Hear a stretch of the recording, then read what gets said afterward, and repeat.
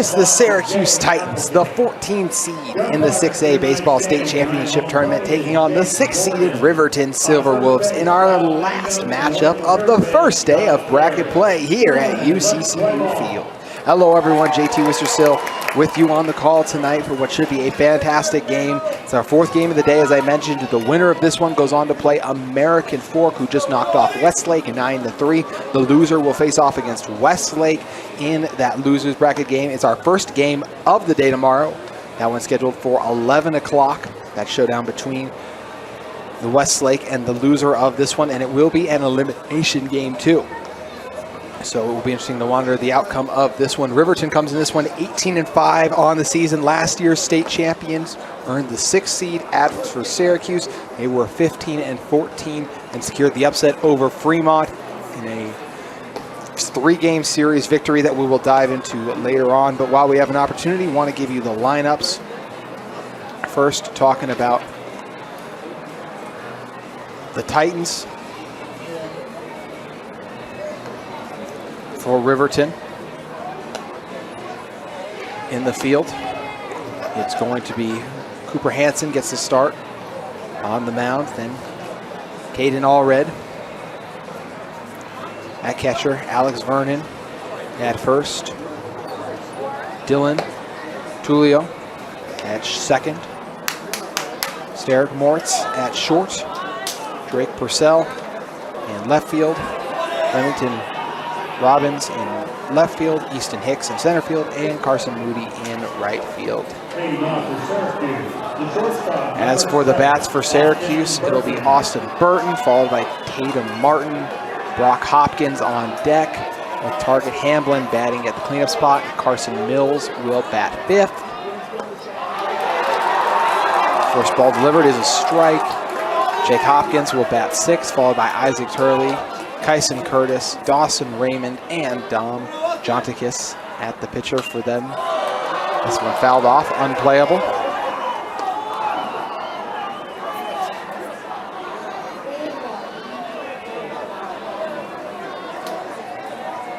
(0-2) the count early. This line drive hauled in right away, as Morkins is all over it.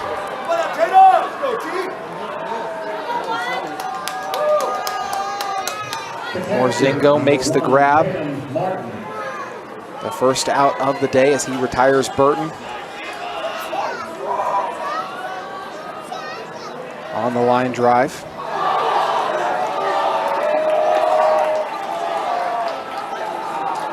0-1 the count. One out in the top of the first. The Silverwolves team, as I mentioned, championship experience after winning last year's crown. They're led by head coach Jay Applegate, who in 24 years with the Silverwolves, 356 career wins, 220 losses. As for Syracuse head coach Trevor Thomas, 6 years, 59 wins, 88 losses. 0-2 the count. Make it 1-2 on the ball delivery that time around. Martin goes down swinging. Oh, excuse me, he did foul it off, so they'll reset it. 1-2 the count remains.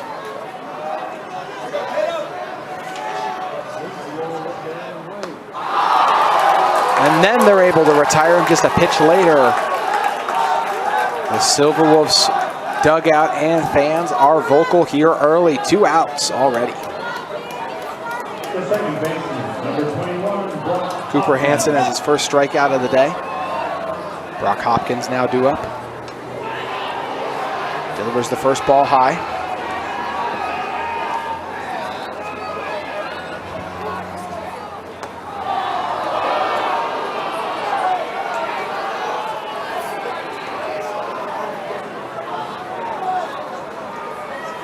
(2-0) the count. First strike after that one's fouled off.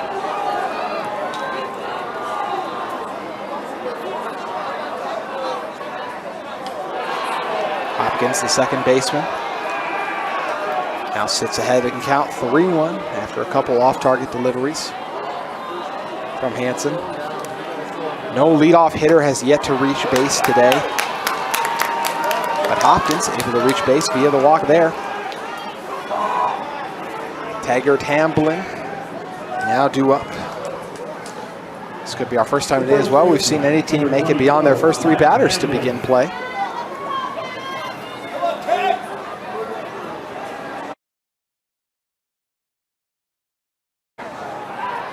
Pickoff attempt at first was nearly successful. Silverwolves thought they had it.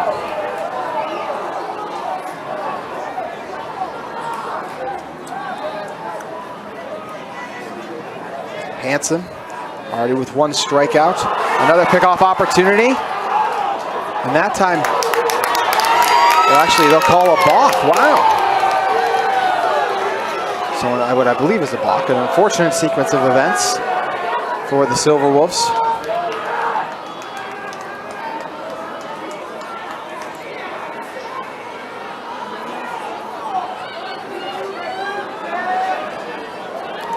Hamblin yet to even receive a pitch here early. This is the Silverwolves team on the season, claimed the Region 3 crown after going 12-3 in regular season play. They scored 141 runs and only allowed 54 by comparison, 18-5 on the season. First pitch is fouled off. 18 wins overall in the season, just 5 losses, 216 runs scored and 101 allowed on the season.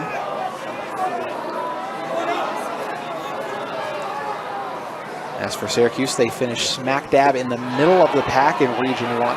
Going 9-9 in region play, scoring 115 runs, allowing 127. They were 15-4 in region play, scoring 188 runs, allowing 189. Then that upset against Fremont. The Silverwolves were 17-1 going into that series.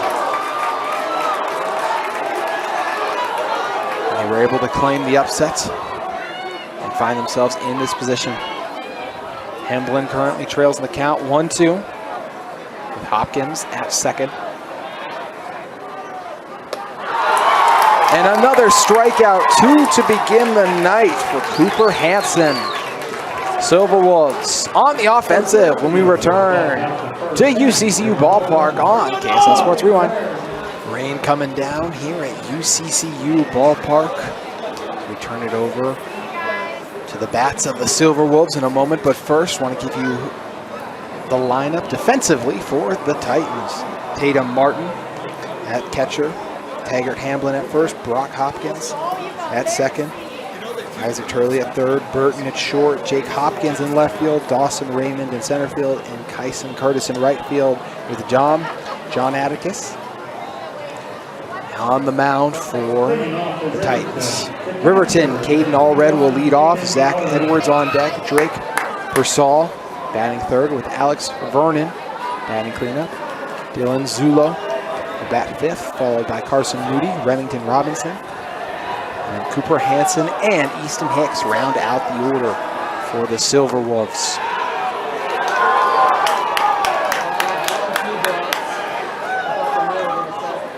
As mentioned, the winner of this game will be in action at 4:30 tomorrow, taking on American Fork. The loser will take on Westlake in an elimination game.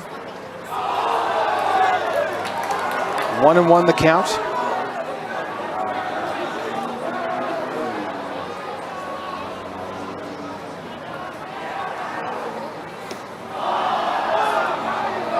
Low delivery that time.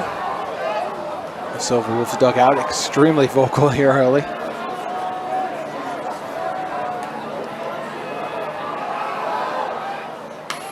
This one launched into left field, but will be easily collected, as barely having to move was Jake Hopkins. Hopkins, also the Titans' starting quarterback.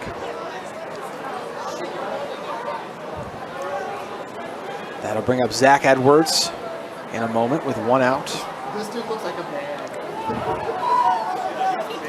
This is the kid that's going to Zach Edwards.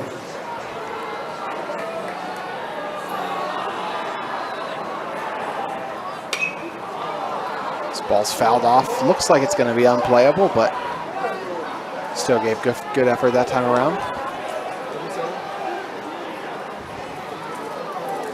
It's the first meeting of the season between Riverton and Syracuse.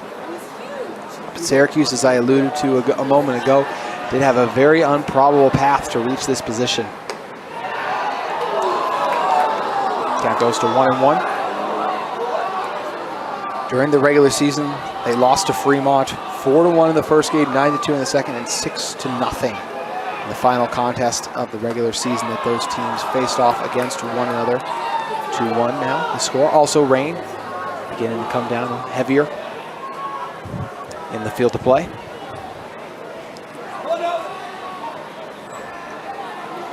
John Atkins brings the count to 2-2 with the strike delivery. But Fremont took care of business against Syracuse in that first game, 9-0. They beat the Titans. This ball's fouled back into the net. Fremont added 2 runs in the bottom of the second, the third, the fourth, and the fifth. In that 9-0 advantage, they had 12 hits overall to none for the Titans. Titans could have folded up, backs against the wall, going against the team that's the 3 seed in 6A, but they bought in and toughed it out and got a narrow 2-1 victory. Low delivery there brings us to full count now. To force a game 3 in that game, Syracuse scored a run in the top of the first and added 1 in the top of the fourth. And after that, we were scoreless the rest of the way. Hamblin brought in a huge run. And speaking of runs and base hits, we're going to have one as Edwards, situated on first and nearly got a little too far off the base pad, had to retreat back there after a moment, but Edwards on a well-hit ball up the middle reaches base safely. The first base hit of the day for either side comes for the Silverwolves. That came after full count too. Drake Persall now due up. I mentioned Hopkins, 7 strikeouts in that one.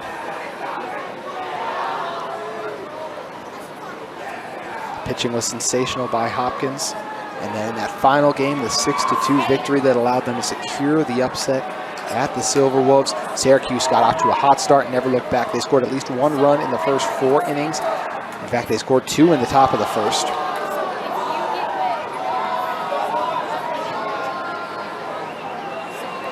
So sit 1-0 in the count with 1 out. And they held the Silverwolves scoreless until the 4th and the 5th, but only 2 runs added and 1 more for extra insurance in the top of the 7th.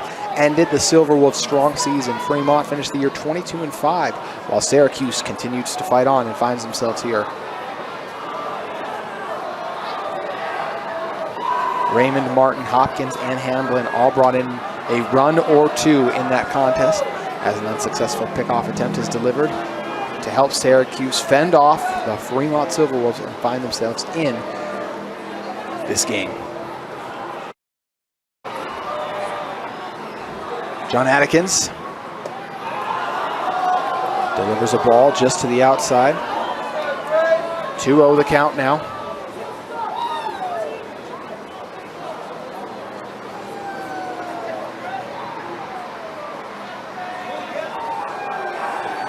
Persall with no strikes yet. And another just to the outside on the delivery by John Atkins. Count at 3-0. The most challenging conditions any pitcher has had to face today currently going on right here in our cold, rainy night.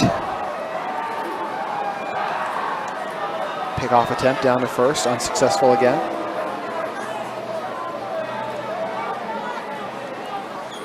Allred flew out to left field. Edwards with the base hit into shallow right.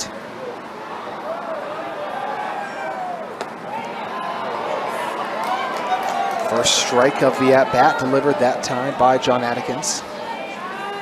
Or John Atticus, excuse me.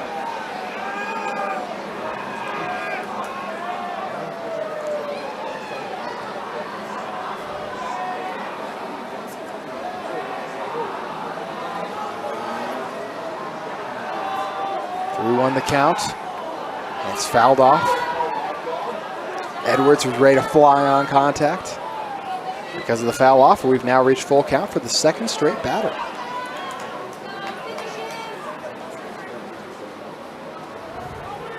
Titans were held scoreless in the top of the first. Silverwolves locked in early.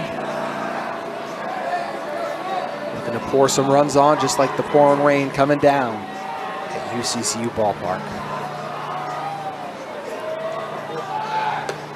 Persall able to walk over. They tried to make the pickoff attempt, but he would have been able to be safe either way because of the walk. So Persall, the first walk of the day. Both pitchers now allowed to walk in our first inning. So 2 runners on base, just 1 out. With Alex Vernon now due up. So Edwards at second, Persall at first. Silverwolves teams, we mentioned that championship experience that can pay off a lot come this time of the season in late May.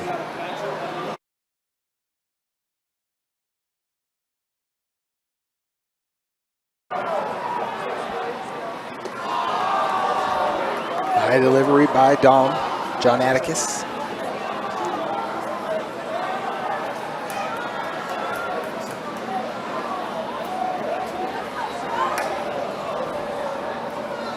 Vernon looking to make a big play for his team.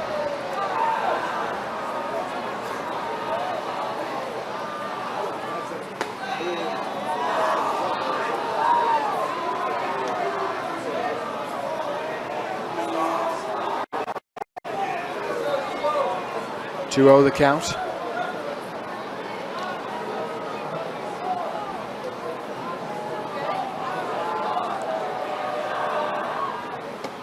Vernon wisely lets the outside ball go. Ball number 3 now. As John Atticus still trying to find himself early in the goings of this game.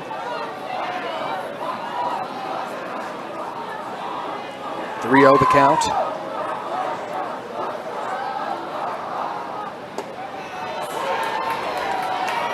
Strike 1 is delivered, so now the count at 3-1, and with 1 out, as we see a timeout quick. I believe the Titans bench had said something.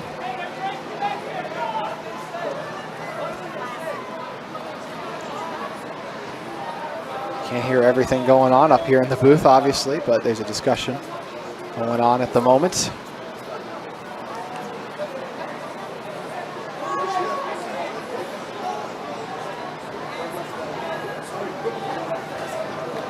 Three on the count, 2 runners on base. Vernon looking to join them and load the bases. Instead, we'll have full count for the 3rd straight batter. What a crazy start here early.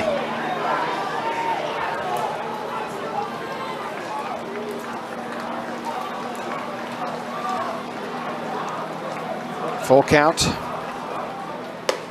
And going down swinging is Vernon. Titans 1 out away from getting back on the offensive. That brings up the second baseman, number 6, Dylan Zulo.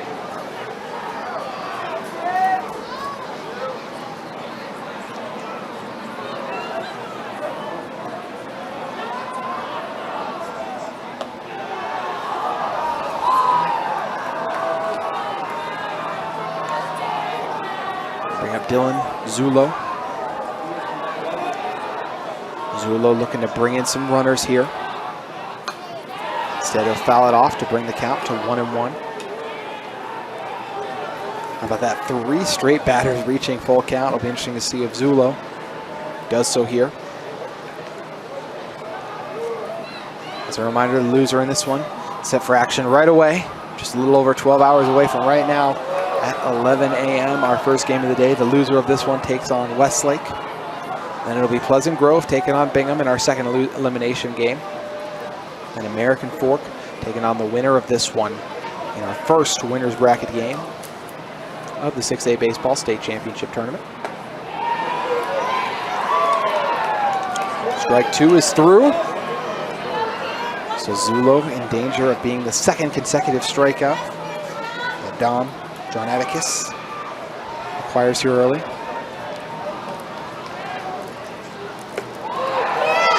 And they'll call it strike 3. Wow. A big-time performance by Dom Jonaticus as he gets Syracuse out of it, leaving 2 runners stranded on base. We turn it over to the top of the second, still scoreless in this one, but it's early. Stay with us on KSL Sports Rewind. Welcome back into a rainy UCCU ballpark, normally the home of Utah Valley University. For this week, home to the 2023 6A Baseball State Championship Tournament.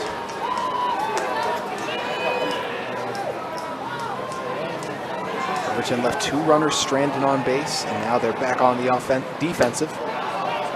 Syracuse back up to bat. Carson Miles, the DH, due up after Taggett Hamblin struck out.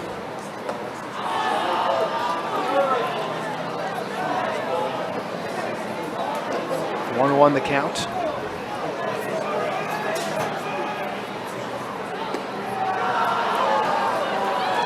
Strike 2, delivered by Hanson. Hanson going to get a second consecutive strikeout and his 3rd of the day after closing out the 3rd with 1. This ball is launched into foul territory. This is a Syracuse team that started the year with losses to Canyon View, Uinta, Spanish Fork, and Snow Canyon, all those on the road. People were wondering if they'd be able to get it better after the tough start. Count goes to 2-2. They were able to do so, getting wins against Woods Cross before entering region play. Finished just about 500 in region play, but ended up getting hot when it mattered most.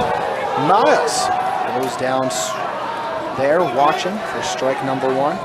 It's amazing the difference in speed between Cooper Hanson, how quickly, as soon as those batters are set, he's ready to rifle in pitches. As for Dom Jonaticus, likes to wait a little bit longer and take his time.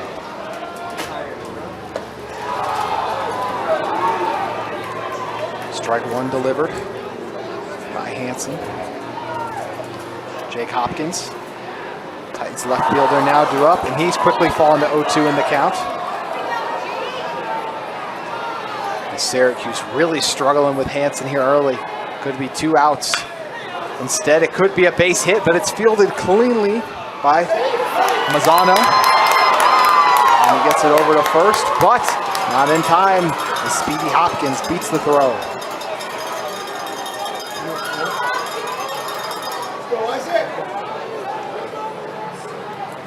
That brings up the third baseman, number 4, Isaac Turley. Isaac Turley now due up, the 3rd baseman.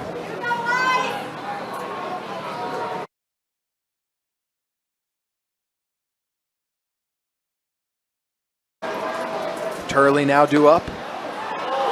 That's strike 1 pass. Blistering heater for Hanson here early. He was just hit by Hopkins. We see most of the Titans batters struggle with it.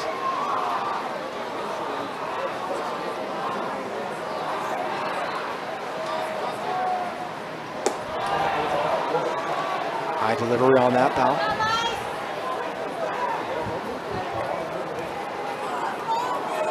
One and one with 1 out and 1 runner on, and Hopkins at first.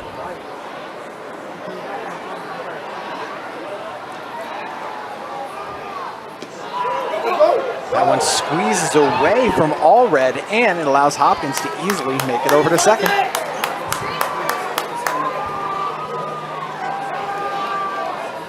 The count after the ball delivery.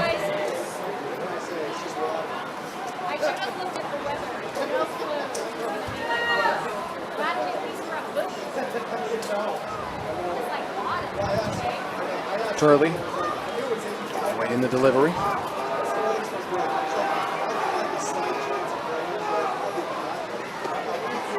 See a quick time. This is Silverwolves team. Got off to a blistering hot start. Defeated Skyridge 6-2, back-to-back dominant wins against Davis, knocked off Lone Peak 2. But then American Fork was able to get a little bit of revenge for that state championship game last year. American Fork won that one 17-9. Then in Region 3 play, the back-and-forth bout. This one rocketed into right field, tracked for, and unable to make a grab, losing it in the rain. Out there was Moody. And the Titans decide to hold up Hopkins. Excuse me. Yes, Hopkins at third. But Turley with a booming double to land on second. So 2 base runners on, just 1 out now for Syracuse, who's upset hungry here early against the Silverwolves. Tyson Curtis, the right fielder, now due up with 2 runners in scoring position. Just the 1 out still.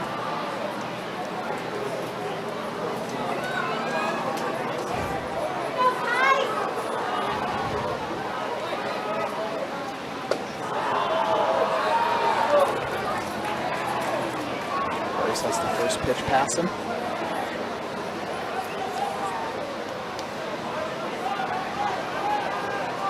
Riverton did lose an early series to Copper Hills for 2 of their losses. So the count goes to 0-2. The swinging and missing was Curtis. They also lost a game to Mountain Ridge.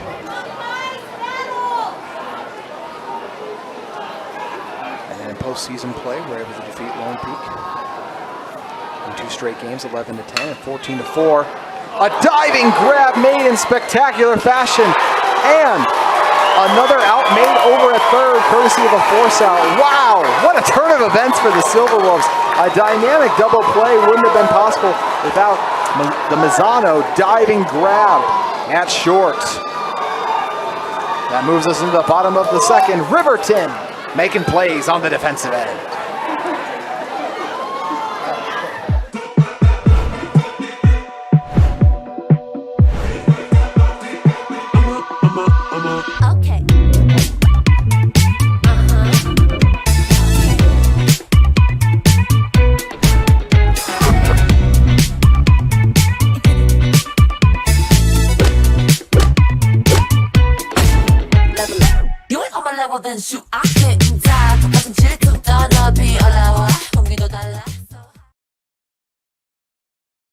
Bottom of the second set to get underway. Any second. The Titans look to be in strong position to take an early lead, but the dazzling play made by the Riverton Silverwolves.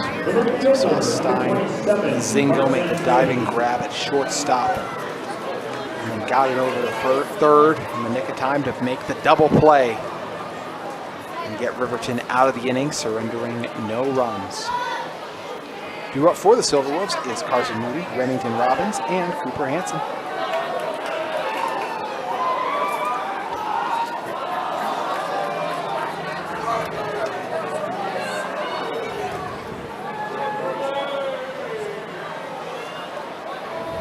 You know the count.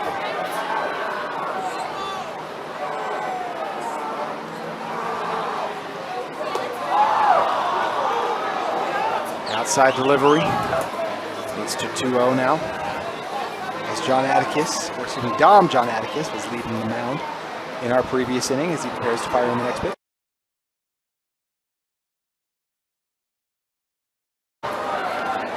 He hit the Silverwolves bench with the McGregor swag rock as he exited after they were egging him on a little bit. 3-0 the count here.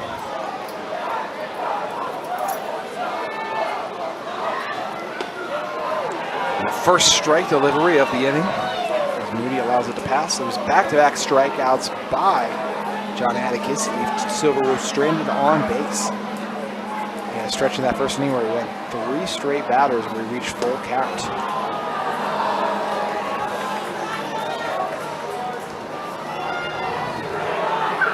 Moody makes his way over to first via the walk. Second of the day given up by John Atticus.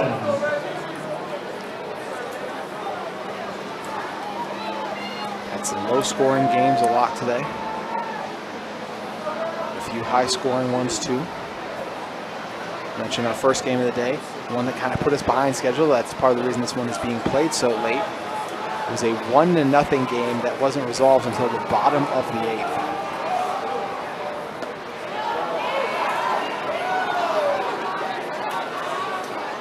8th. Strike one delivered by John Atticus.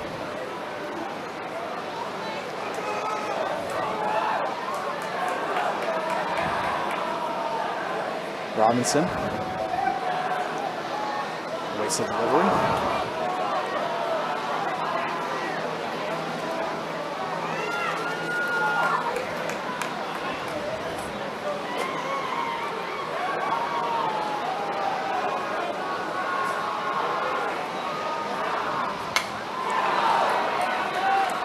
fouled off to bring the count to 0-2.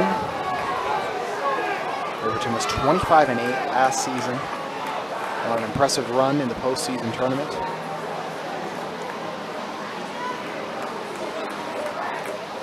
Beating the likes of Bingham, Pleasant, Grove, Taylorsville as well.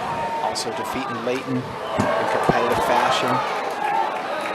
Another ball fouled off to stay alive by Robbins.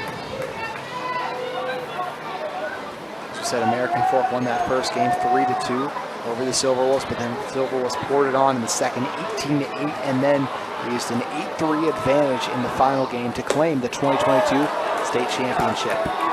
John Atticus just high on that delivery to the outside for ball one.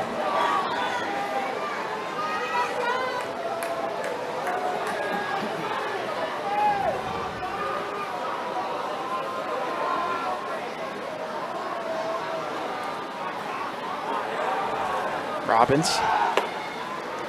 Pickoff attempt is way off the mark. And wisely choosing to stay settled in at second was Moody. 2-2 the count amidst the chaos.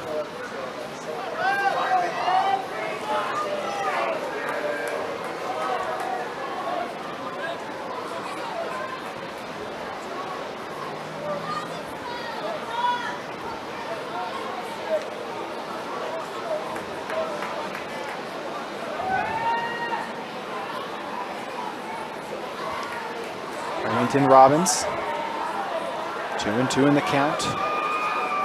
The potential leading run, the first of the day, and Moody situated at second. High delivery to bring us to full count. As mentioned a little bit ago, these conditions not easy to pitch in. Wind working strong. Rain coming down pretty hard too. But Atticus, despite all that, looking for his third K. His last four batters faced. And loses control of that one to the inside. And because of it, Robinson heads to first via the walk. Cooper Hansen will now be due up. Hansen, the opposing pitcher, off to a strong start himself. He's had some fun pitching battles today. Whether it be battles inside the mound or pitchers facing off against each other with one in the mound and one in the box. See how Hansen handles the pressure here. 2 runners on base, 1 out.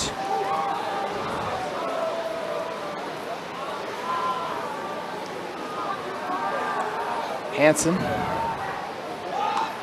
shows bunt. He's trying to lay it right down that third base line. Now 0-1 in the count after fouling it off.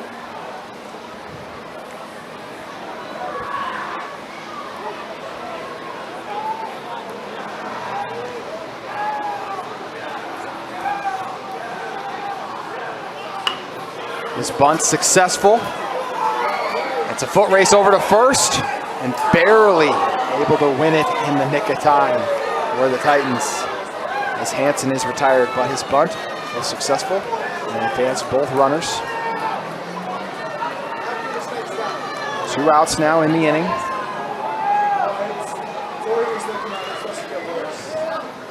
Does a good job that time. Taggart Hamblin coming off of first to cover it up and get it over to Brock Hopkins, who flew over from second to cover up the base paths. Easton Hicks now due up.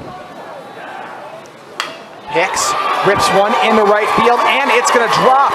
It's going to bring in not 1, but 2 runs for the Silverwolves as they take the early 2-0 advantage in the bottom of the second. Hicks wasting no time, unlocking the hit stick and launching one in the shallow right field.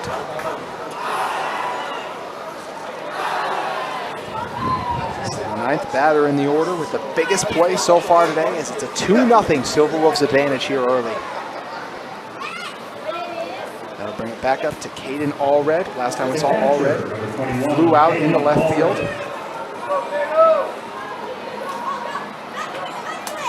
Allred on the season, at least according to the stats. No runs brought in, no doubles, no triples, and home runs. Looking to make some big plays for his team here with 2 outs in the inning, though. He's got to be careful.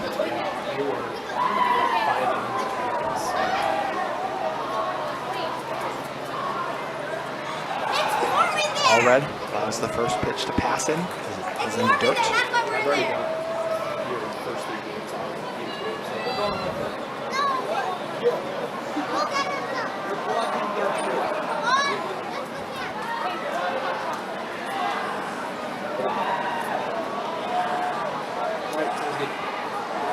One of the count.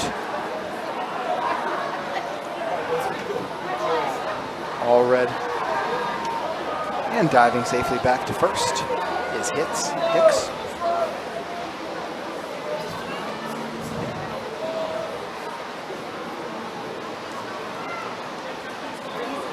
Two hits apiece for each team, but those 2 runs for Riverton, the difference to none for the Titans here early.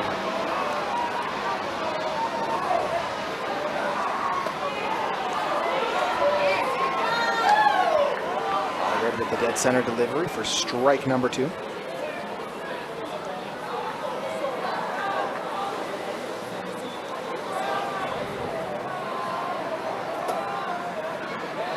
Allred checks first, refocuses. And another pickoff attempt to first, another unsuccessful pickoff attempt too.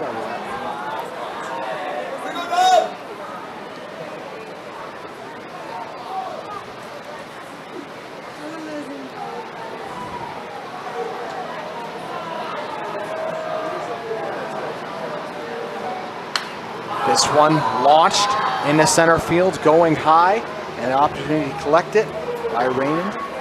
And he was able to do it. Our graphic showed 2 outs, but I guess that was the second out right there. So Board in the outfield had 2 outs up. And that being the case, is already retired for the second time. He flew out into right field there.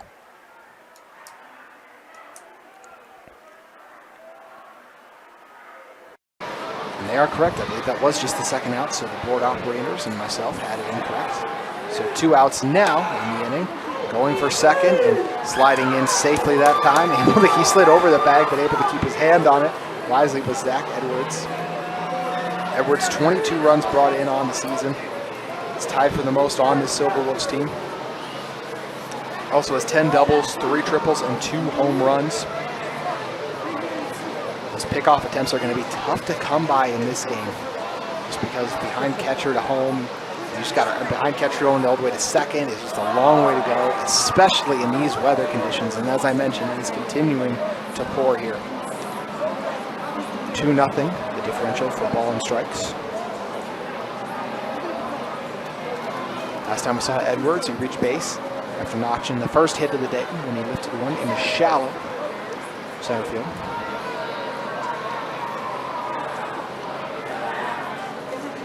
Edwards crushes one straight up in the air.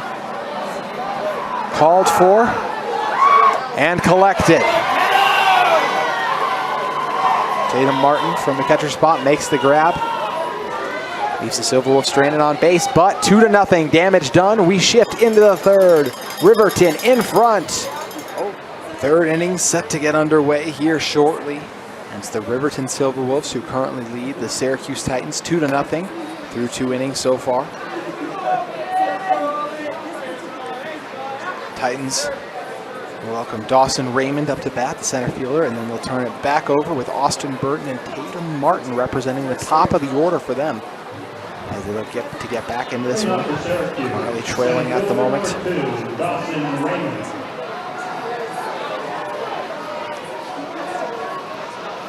Raymond shows bunt. It's fielded cleanly. All red. Bounced up from his catcher spot like a spring. Quickly and ready to pounce on it. Collected it and retired Raymond almost as soon as he walked up to home plate.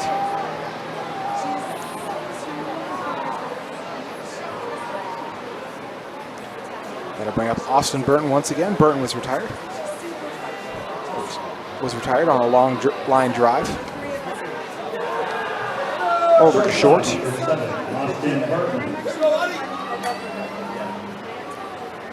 Burton on the season, 7 runs brought in, 5 doubles, 1 triple, and 29 games played in total.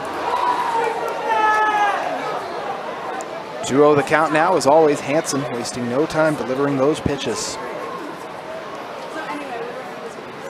That one low and in the dirt. Already had to jump once again, but that time just to get on top of it.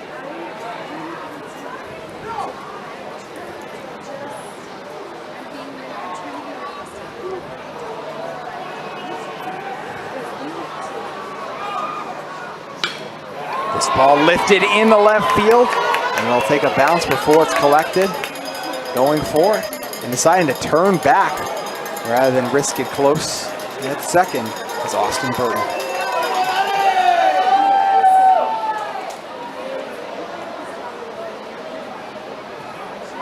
That'll bring up Tatum Martin.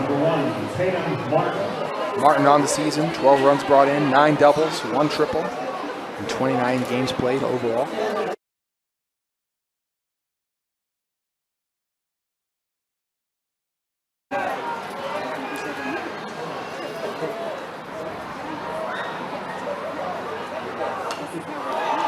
First pitch is fouled back into the net. The tying run at home plate now. And Martin, who struck out the first time we saw him.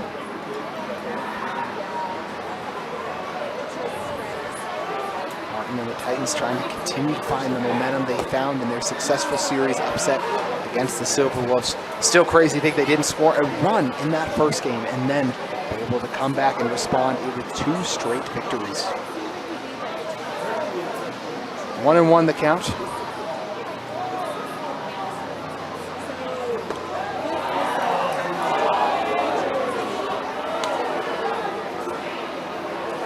Two and one on the outside delivery.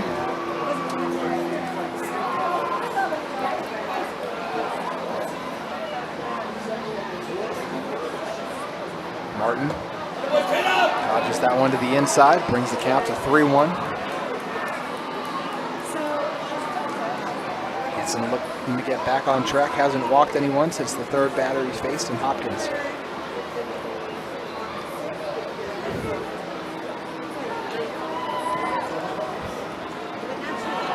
It's a low ball, trapped in the dirt, and that'll lead to a walk for Martin. Speaking of walks, Brock Hopkins was the first walk of the day, surrendered by Hansen. He's due up now, 2 runners on base. Still just the lone out in the inning.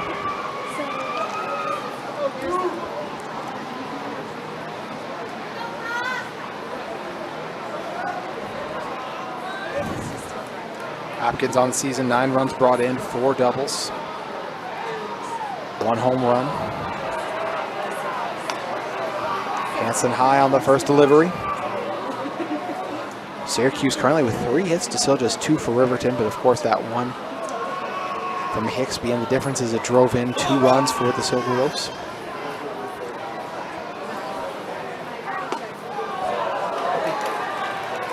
Strike delivered to even the count at 1 apiece. Burton at second, Martin at first, Hamblin, Miles, and Hopkins on deck and in the hole respectively.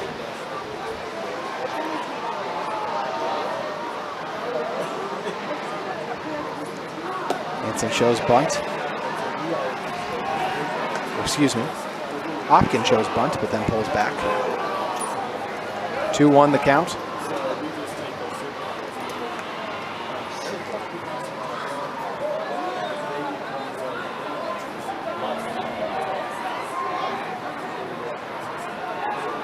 Hopkins thought about swinging on strike 2, decided not to.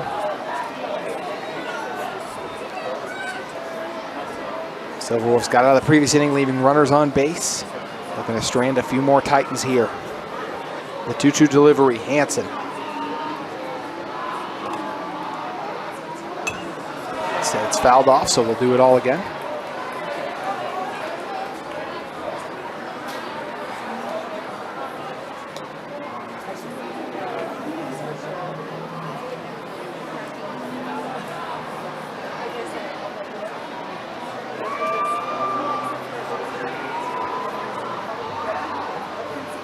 Hansen delivers a pitch high, so we'll go to full count with 2 runners on base.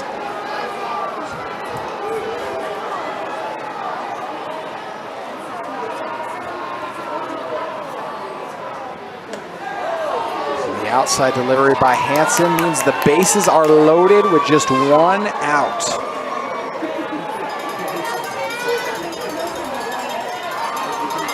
Back walks as Martin and Hopkins both afforded the same luxury.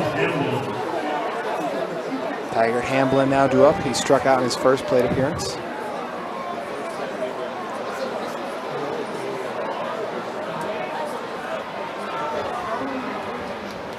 Hamblin skies one into right field.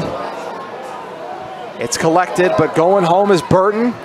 Burton using the speed, gonna be able to beat the throw. And just like that, the Titans now trail by 1, courtesy of the sacrifice fly from Taggart Hamblin.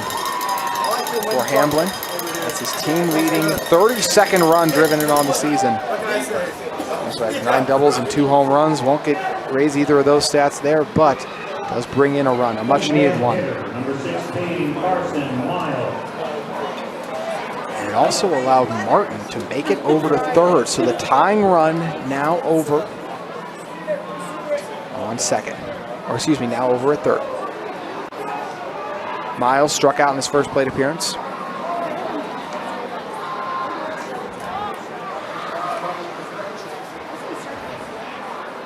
On the season, 14 runs brought in for Miles, 5 doubles. Pickoff attempt down to third, unsuccessful.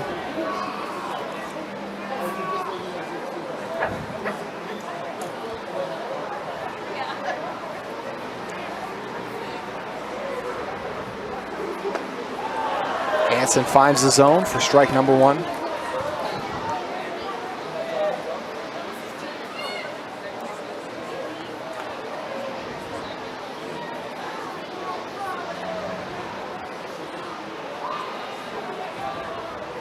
Miles rips one into right field, high in the air, and it's collected by center fielder Easton Hicks. Hicks, who gave a 2-0 advantage for the Silverwolves, helps prevent the Titans from taking the lead over Riverton. Bottom of the second, 2-1 the score after the Syracuse added 1 in the top of the third. 2-1 the differential between the Silverwolves and the Titans. The bottom of the third set to get underway in the second. Playing third base, number 9, For Riverton, Greg Pearsall. so that is going to be Drake Pearsall.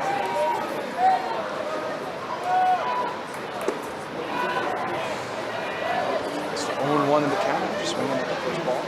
Delivered by John Harkis.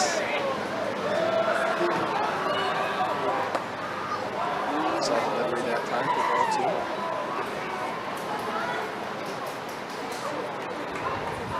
2. Pearsall on the season, 22 runs brought in, 12 doubles and 3 home runs. Ahead in the count, 2-1. As Riverton gets to raise their lead back up to 2 runs. And back at 2s after the swing and the miss by Pearsall there. Walked in his first plate against him after reaching for out. He's 1 ball away from doing so again against Atticus.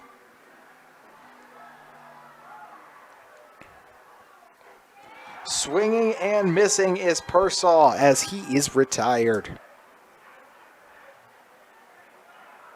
Third strikeout of the day for John Atticus.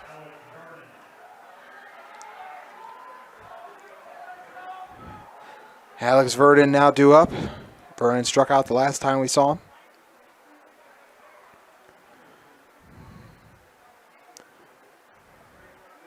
Vernon on the season, 19 runs driven in, 2 doubles and a home run.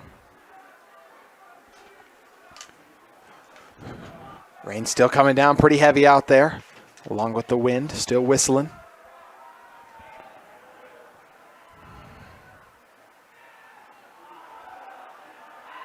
Outside delivery on the first ball.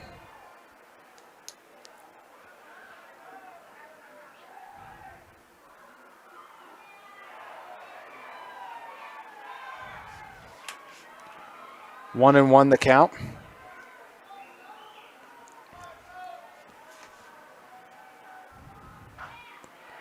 Ball's cracked into right field, giving chase, and unable to make a diving grab on it out there was Curtis.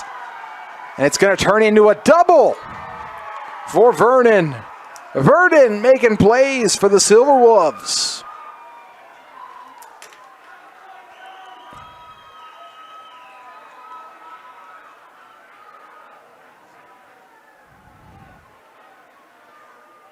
Riverton looking to extend their lead. A great opportunity to do it with just one out and a runner on second now. Dylan Zulo now due up.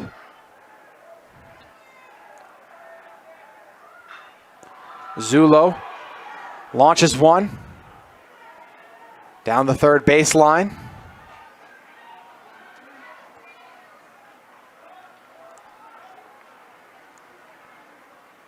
It just ended up in foul territory.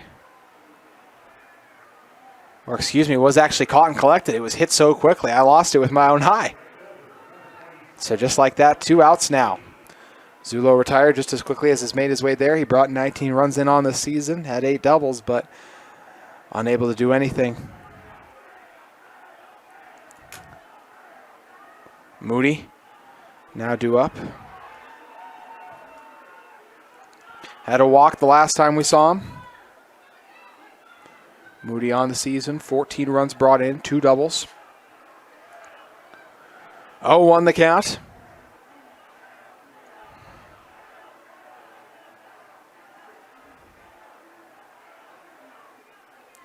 Moody takes a big hack, gets nothing. He's now 0-2 in the count.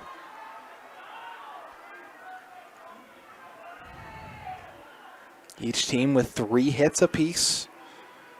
Moody trying not to leave Vernon stranded on second, but in danger of doing so here. Wide delivery that time for ball number 1.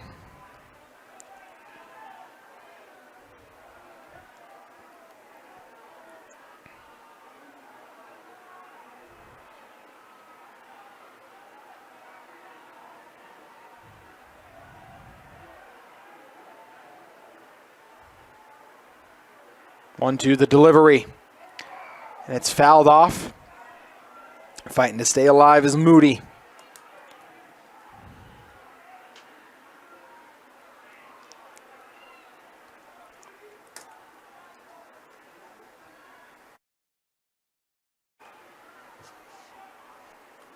John Atticus checks behind him, looking for his 4th strikeout of the day and retire Riverton without allowing them to raise their advantage.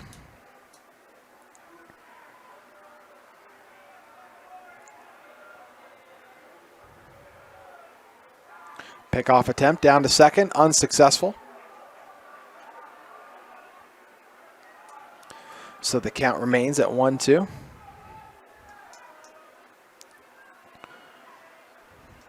Two outs looming large over the Silverwolves. The Titans with an opportunity to get out of the inning. On the delivery here. John Atticus has done it again.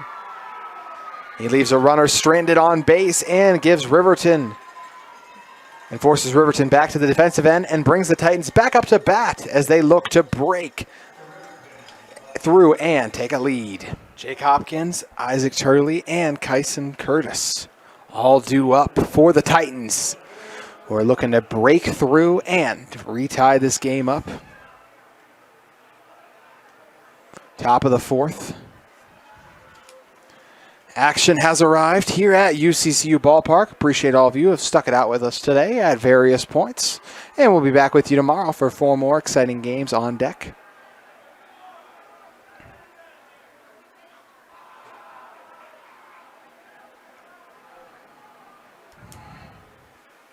First ball's fouled off.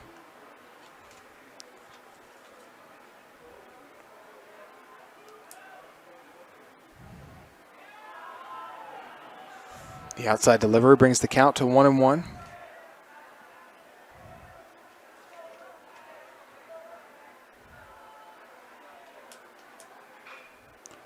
Reaching, and it bouncing around on third is another base hit for Hopkins.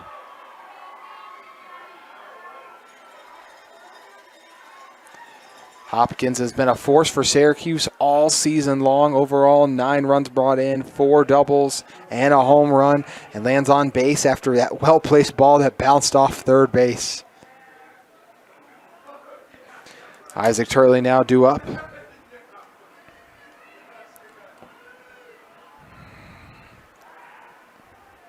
Pickoff attempt down to first, unsuccessful. The tying run, and Hopkins now residing on first.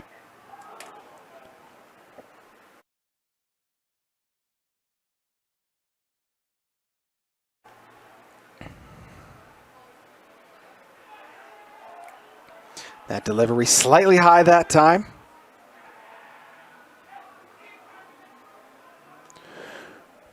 Rain still pouring on here at UCCU Ballpark. Both teams forced to battle the elements and each other. 4 innings remaining in this tightly contested contest.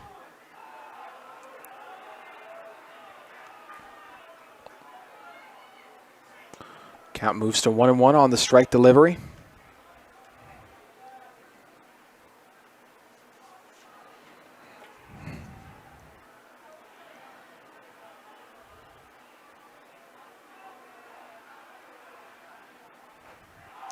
Turley takes a big hack, gets nothing. Cooper Hansen still dialed in on the mound, neither side with any pitchers even occupying, or any bodies, I should say, occupying the bullpen.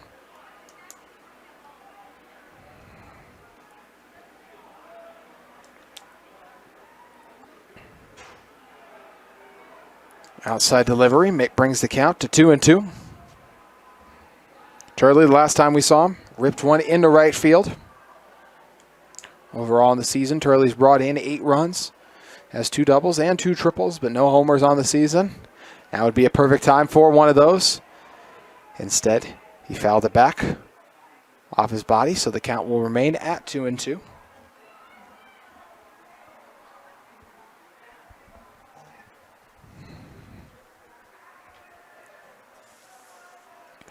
Turley taps home plate, resets, ready for the delivery from Hansen.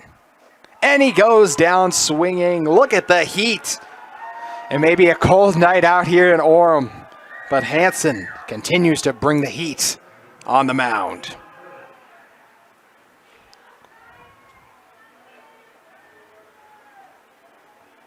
Now up to 4 strikeouts on the day for him. First out of the inning. Hopkins still situated at first. Curveball gets away from him that time. Curtis, last time we saw him, he had that line drive he directed to Mazzano at third, who then threw it over to, or at short, who then threw it over to third for the double play.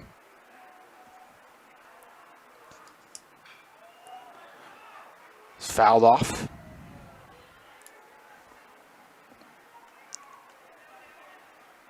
One and one the count.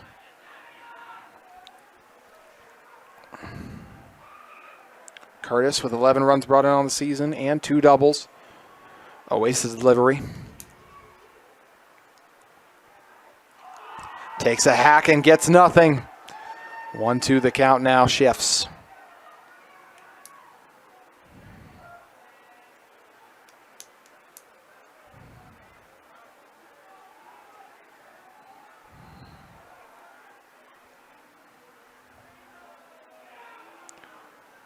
Count will be even back up at 2 on the outside delivery that time.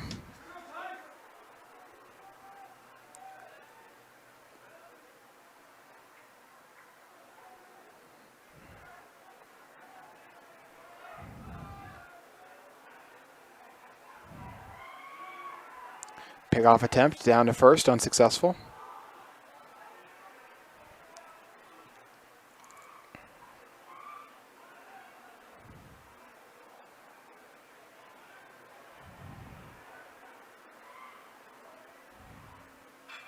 Curtis cracks one in the right field, foul area.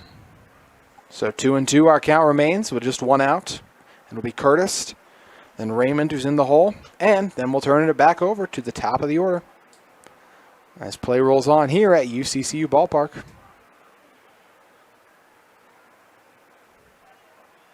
A swing and a miss. Oh, but it was just tipped off the bat. It looked like it was going to be strike 3. But must have been just a slight deflection that time that allows Curtis to remain in the batter's box.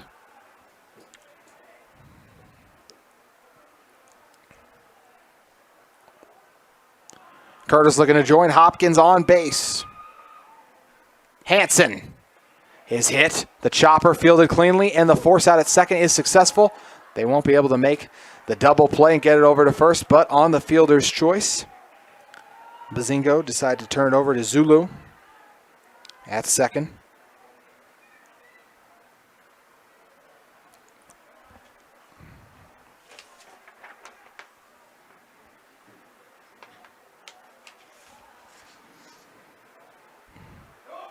See a discussion going on right now, I guess, protesting whether or not his foot was on the bag or something relating to the out at second. But either way, I believe the call is going to stand, so it will be 2 outs. Still just 1 runner on first.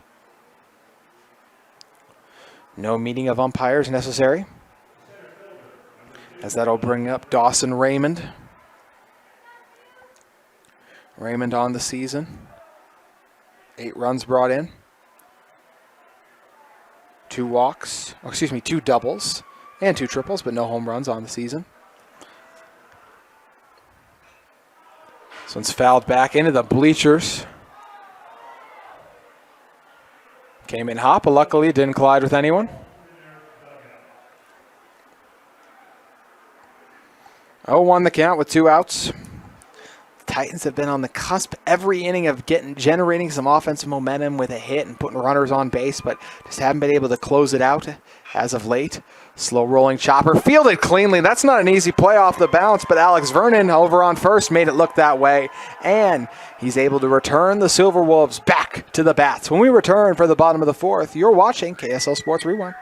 The Riverton Silverwolves, the 6th seed in the 2023 6A Baseball State Championship Tournament, currently lead it 2-1 against the 14th seeded Syracuse Titans. Remington Robbins, Cooper Hanson, and Easton Hicks all due up. It's the back of the batting order.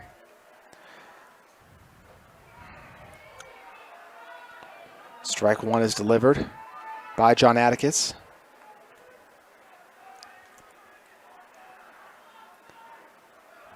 A low delivery that time, evens the count at 1-1. Robbins on the season, 22 runs brought in, 4 doubles.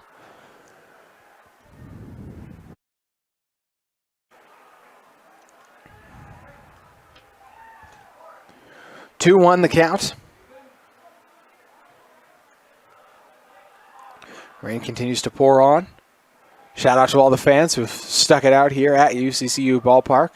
And a reminder, if you want to come here and get in on the action, you can tomorrow, as our first game will get underway at 11 o'clock. It'll be between Westlake and the loser of this game. And that will then follow that up with us. That was somehow caught. Oh, my goodness. Fielding that off his thigh, it looked like, and then bringing it into the glove before it could be squeezed in. Wow, what a play by John Atkins, who makes another sensational stand on the mound with the putout. Somehow able to secure that in. That takes incredible concentration and reaction time. So line drive basically launched right at John Atticus, and he was ready for it. And he'll bring up his fellow pitcher, Cooper Hanson. Hanson blasts one high in the left field, giving chase and making a grab, leaning over. The bullpen of the Silverwolves out in left field was Jake Hopkins, making the snag against the opposing pitcher.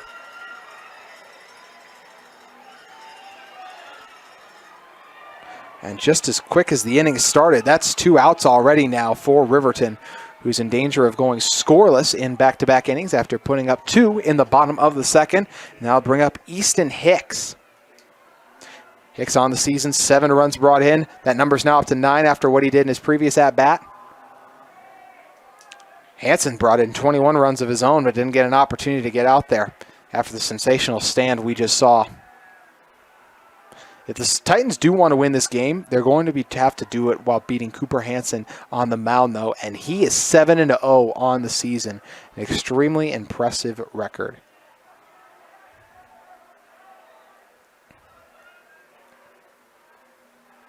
As for Dom Jomnaticus, he's 1-5 overall in the year, but has looked sharp here early. 2-0 the count. Make it 3-0 after another ball delivery there.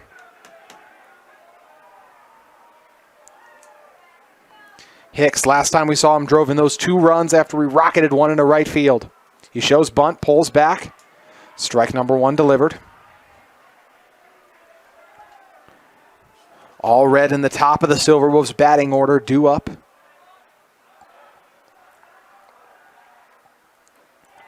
And a second consecutive strike delivery by John Atticus.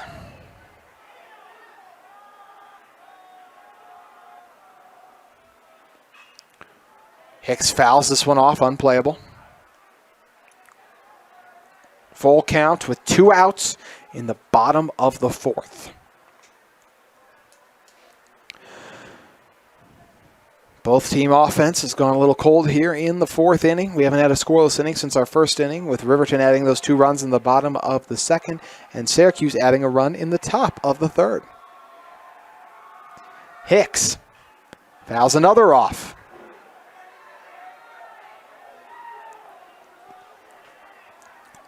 He'll step out and reset.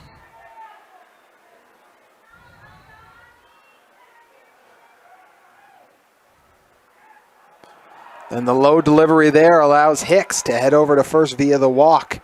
He's reached base in both of his plate appearances. Caden Allred is looking to reach base for the first time today. Flew out into left field and right field in his 2 previous at-bats.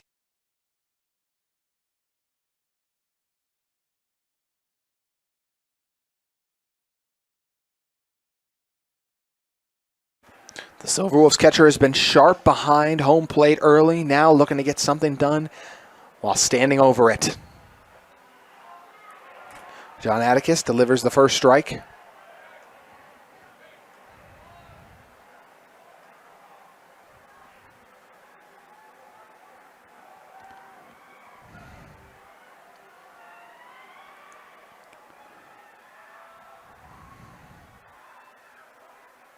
All red, awaiting the delivery from John Atticus.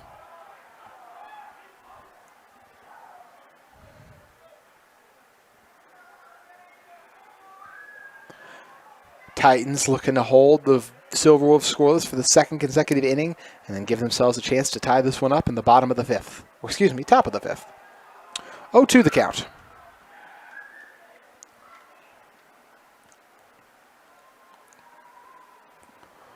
Excuse me, count currently at 1-1. 2 outs in the inning. Hicks on first. Hicks, one of the state's top football players, a speedy returner, a do-it-all back. This one launched into left field. It'll just bounce in foul territory. But you can see how quick Hicks is a little bit there. You can tell, I didn't think in the outfield, deep in the outfield, I should say. He'll have a chance to score even all the way over on first with the wheels he's got. Made some impressive plays as a returner this past football season, and you can tell he's eager to run the base pads in a moment. Allred will reset, and we'll do it again with the 1-2 count.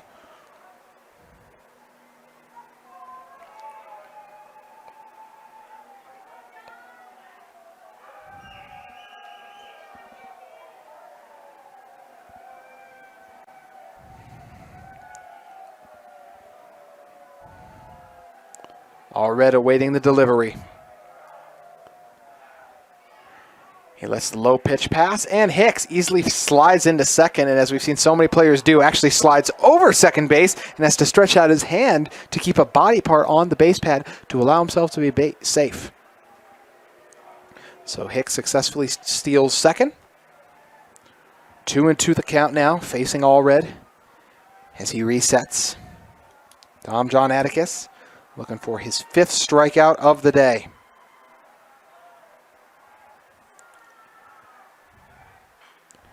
And instead it'll be fouled off by Allred to stay alive in the count. He was a little late on it and reached for it.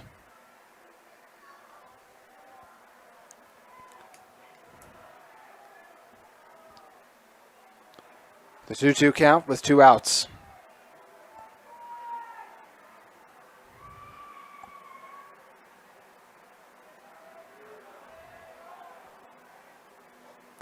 Outside delivery brings us to full count. It's a count we've been to many a times today. In fact, back in that first inning, we had Edwards, Purcell, and Vernon, who if the inning was to continue, we would see all of them go, or they will all be on deck up to bat and in the hole, each of them, when we return to the bats for Riverton. But each of them reached full count. All Reds done so here now, waiting for the pitch from John Atticus. First, we'll have a time called, as we see our home plate umpire just got to step out and shake his head no. Do see some action for the Silverwolves in their bullpen. Hansen's been hit a couple times now, so more than likely just want to stay ready, but expect him to close it out still. Full count. This one ripped into right field, but Raymond gets under it and makes the grab. Titans still just hanging around, trailing by a run. Can they get back into it in the 5th? Stay with us to find out on KSL Sports Rewind. Oh. The Silverwolves still lead it entering the top of the 5th, but they've decided to change their pitcher, or excuse me, it actually is still Cooper Hansen. Had his number a little mixed up for a second, but Cooper Hansen still on the mound. It just took him a really long time to get out there. I'm sure all of you noticed our lengthy break we had there for a moment. So for a moment, thought it was a different pitcher just based on the number of the angle. But still Hansen, who's been sharp early, undefeated on the season, 7-0.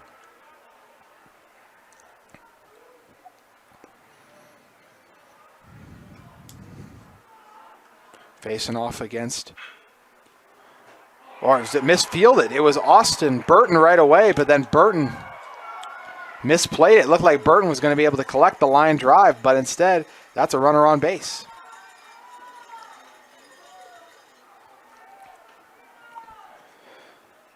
So Burton with the line drive base hit, his first base appearance of the day.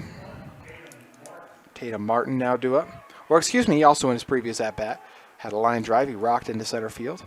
And before that was retired on a line drive over to Mazzano. Martin retired at first on the sacrifice bunt, but does advance the tying run over to second. So action coming as fast and furious here in the top of the 5th.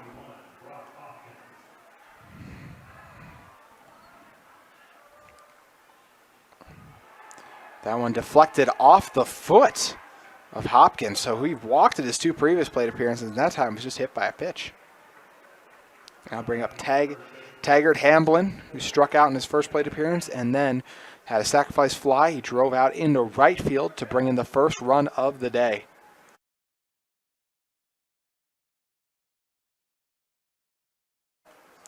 This could be it for Hansen potentially. No one actively warming up in the bullpen, but the Silverwolves did have a few guys that they were talking about going to and had warming up for a little bit.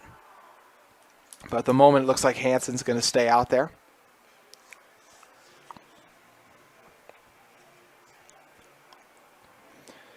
Hamblin, Miles, and Hopkins due up on deck and in the hole, respectively.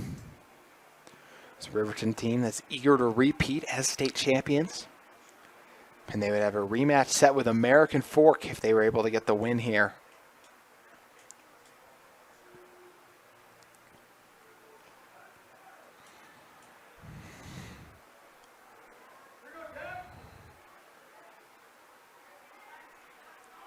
Hamblin makes his way up now.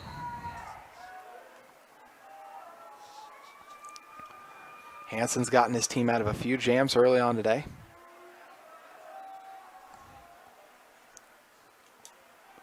So Hopkins, after being hit by that pitch, able to make it over to first. Martin was retired on the sacrifice bunt, but before that you had Burton on his line drive that was misfielded, and it was charged as an error against the Silverwolves.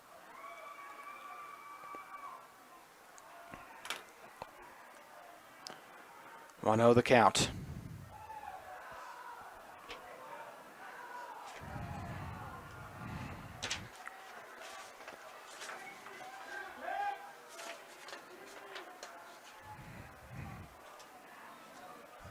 Hansen in danger of loading the bases with just one out.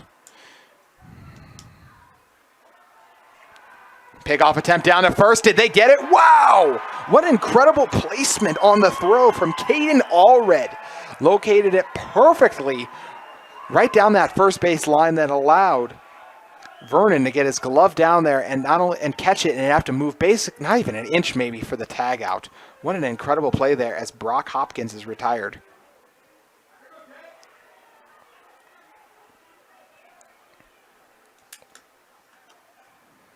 .3-0 the count.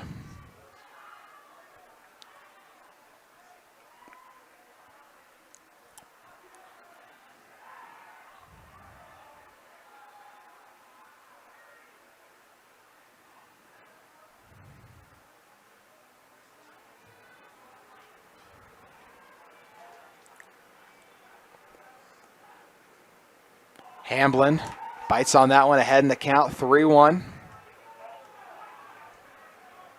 2 outs in the inning.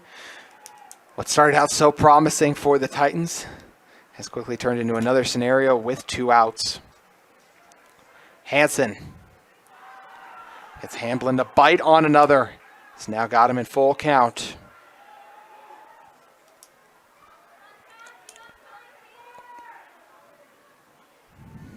.2-0 the differential.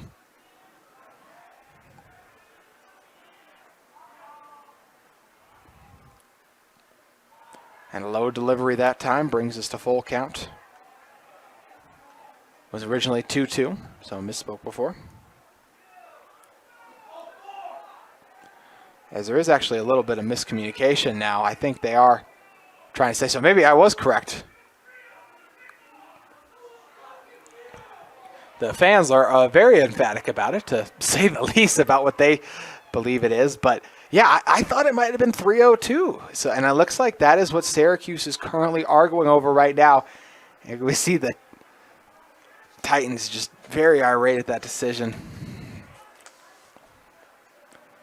Syracuse head coach Trevor Thomas pleading his case, but it goes to no avail. Coach Applegate and his squad still holding on to that 2-1 lead. The full count delivery from Hansen. And Hamblin goes down swinging, but it was a drop 3. They got to recollect themselves, and they get it over to first in time. See Coach Thomas still appears a little frustrated about it, still trying to check and ask, and that's exactly what we're going to stay with you for a second to focus on here is see Coach Thomas really frustrated as he heads over.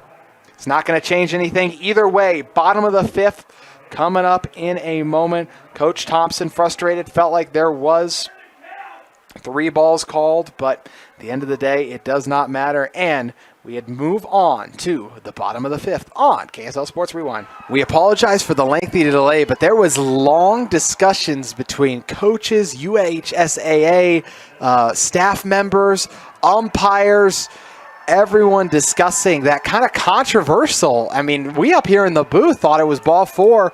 Our home plate umpire said it was just ball 3 again. Then we had the strikeout after, but either way, there was a long discussion about what they wanted to do, if they were going to go back and redo it, if they were just going to leave it as it was. I mean, it played out over a 5-minute stretch, but either way, here we are, bottom of the 5th. Our score remains unchanged as Edwards fouls it back. It'll be Edwards, Pearsall, and Vernon all due up here. You can tell Coach Thomas is still pretty fired up about that call, that he feels like his team was in many ways, and probably rightfully so, as I said, as this one's lifted into right field and easily collected by Curtis.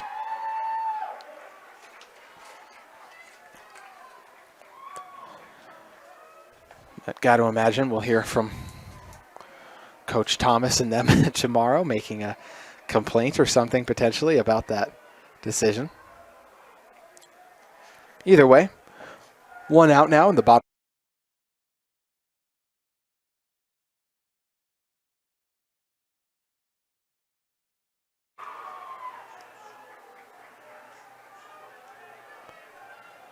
Oh, 1 the count. Wide delivery brings it to 1-1. John Atticus has been sharp here, and that time Gets Purcell to bite on another pitch. Purcell struck out the last time we saw him, and before that had the walk. 1-2 the count.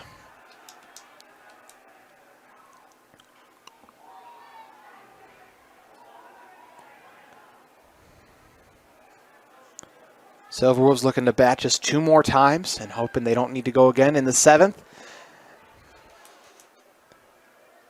As for Syracuse, they're looking to extend this one a little bit or just force them to bat in the bottom of the 7th. They're going to need at least one more run to tie and force them to do so.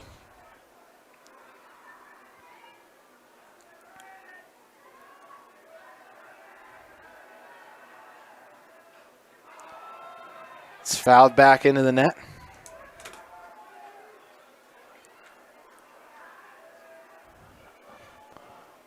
Syracuse now with bodies occupying the bullpen, but no one actively warming up. I believe the rain has stopped, or if it's coming down, it's maybe coming down extremely lightly out there as this ball is lifted into foul territory, so the count remains at 1-2 with 1 out.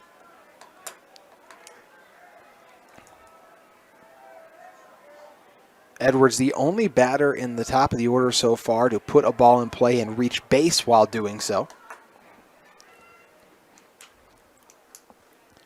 Some more balls gifted to our umpire.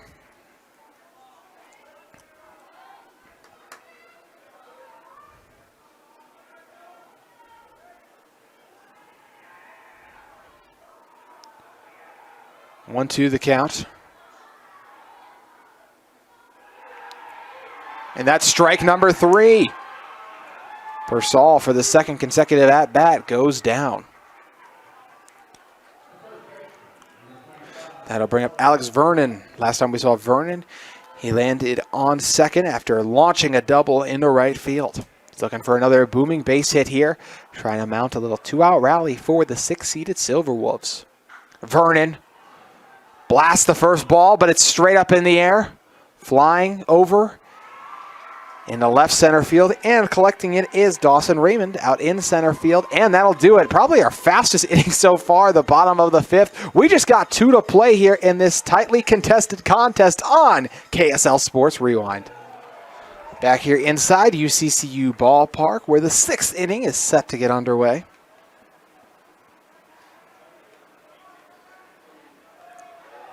It's a 2-1 advantage for the Silverwolves. 1-1 the current count.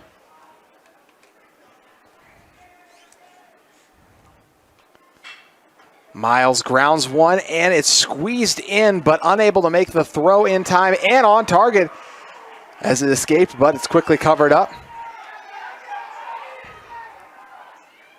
Miles never veered from the path, so even though all the fans were, a lot of passionate fans were chanting to tag him, he had never turned enough, so he's able to stay on first and be successfully safe. So Miles with a nice base hit. Good job trapping that one by Mazingo. So Jake Hopkins now due up. Hopkins with a couple of grounders and base hits in his 2 previous plate appearances. We'll have a pinch runner come on now with Hopkins due up. Tying run on base once again. I feel like a broken record. We say that every inning they reach base, but this one could finally be the one where the Titans bring him in.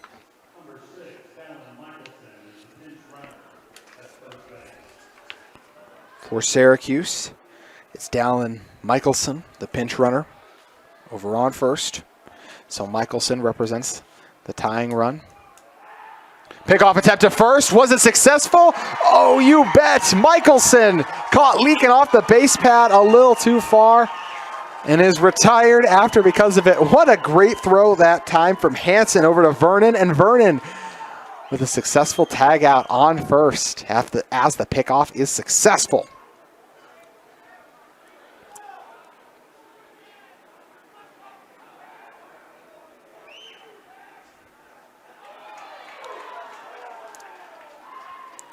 So just like that, 1 out and no runners on base now.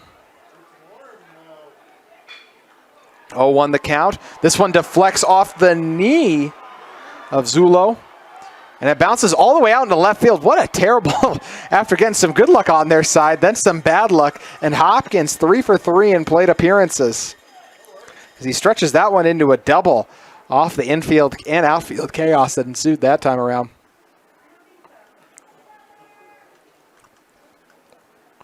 So Hopkins, the tying run, now at second. 1 out. Is Isaac Turley now due up?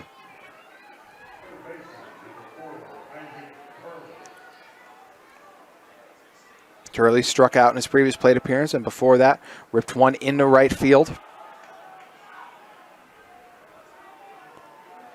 Top of the 6th here at UCCU Ballpark.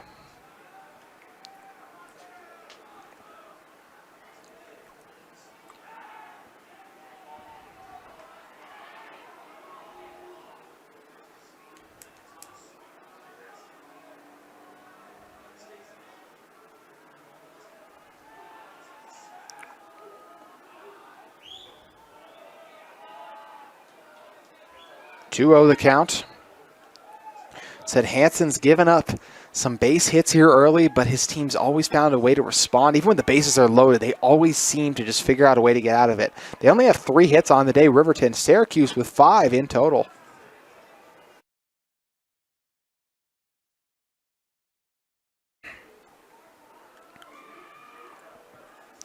It'll be Turley and Curtis, or excuse me, Turley currently batting, Curtis on deck. Turley ahead in the count comfortably, 2-0. Turley crushes one high in the air. Looks like it's going to end up in foul territory, and it will. So brings the count to 2-1 now.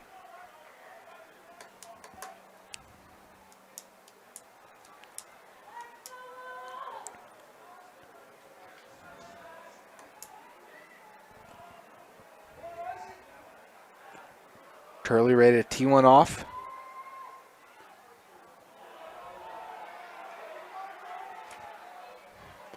Count now at 3-1. It's Cooper Hansen looking to find his form. There were bodies early on in this game warming up in the bullpen of the Silverwolves, but they haven't been there as of late. Riverton did have some people, but they're currently retreating them back now. Strike 2 goes through, so full count with Hopkins at second. Turley with an opportunity to be the hero here for his team and tie the game up if he can just launch one into the outfield in fair play. Turley reached on it. Probably was going to be a ball, but he just didn't want to take the risk. So he rockets that one into his own dugout.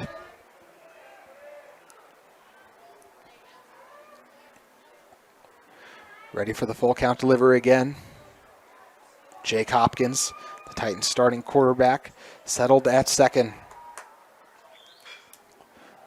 Another ball's fouled off and ends up in the bullpen.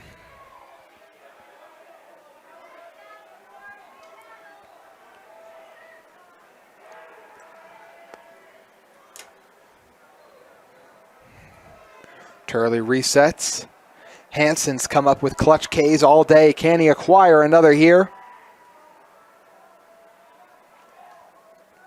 Instead, it's a low ball in the dirt that escapes Allred back there so badly. It allows Hopkins to head over to third. So now with just 1 out in the inning and the tying run over at third. Turley at first via the walk. A normal walk would have been slightly costly, but still just a crazy and unfortunate sequence of events that time. Looks like we're going to see a meeting on the mound take place with Curtis due up momentarily. Curtis made good contact on the ball, but has been retired in his 2 previous plate appearances. He'll look to change that in a moment. He'll be followed by Dawson Raymond. Then we'll turn it over to the top of the order. We sit in the top of the 6th. So Syracuse down to their final 5 outs now if they want to extend this game in extras or just force the Silverwolves to bat in the 7th.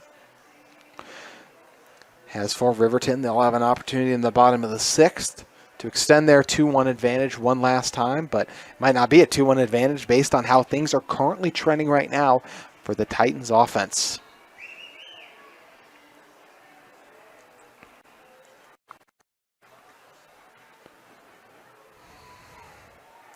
Hansen resets.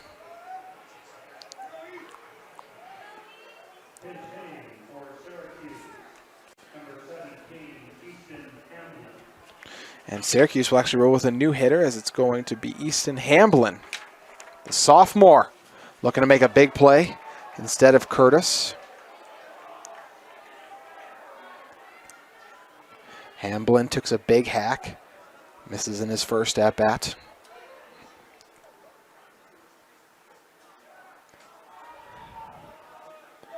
A 1-1 the count. Runners on first and third.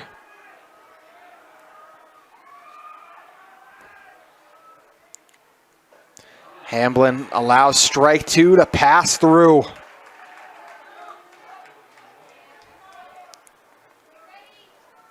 Hansen in what could be his 6th and biggest strikeout of the day on deck in a moment.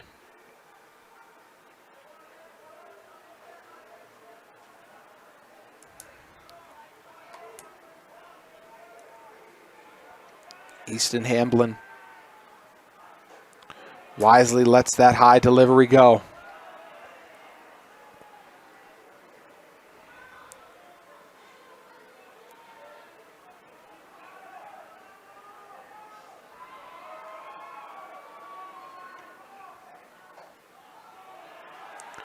Full count off the ball.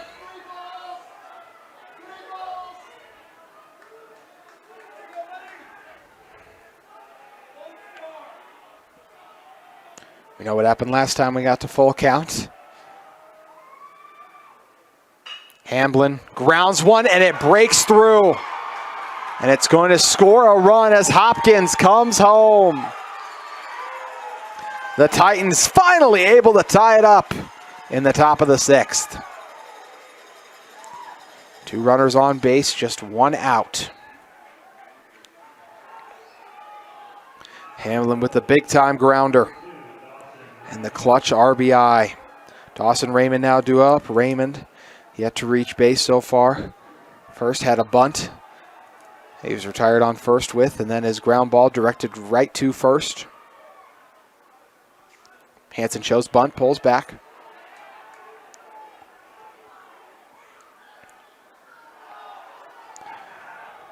Riverton thought it might have deflected off the bat for the ball. Instead, they'll say he didn't go, so 1-0 the count.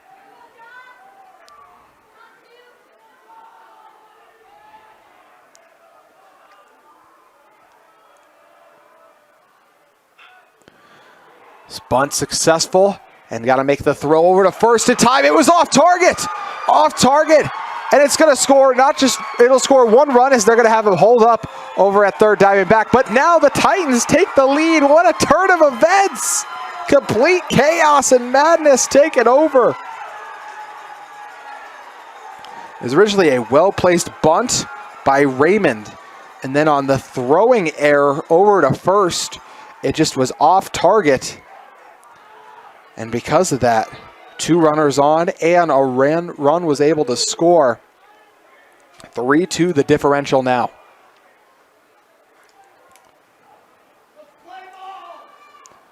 Some kind of discussion about interference potentially, but it was more just like bad circumstances that time around. Syracuse up to 7 hits now in the ball game, and they're going to have a discussion about this. I believe it'll be going over and talking about the interference potentially on first if they thought there was some. So at the moment, it's a 3-2 advantage with still just 1 out in the inning.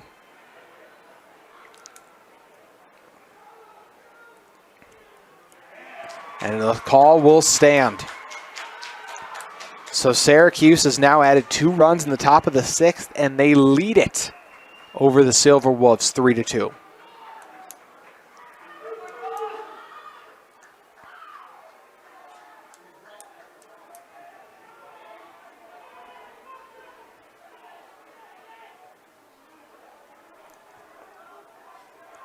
Austin Burton now due up with Tatum Martin on deck.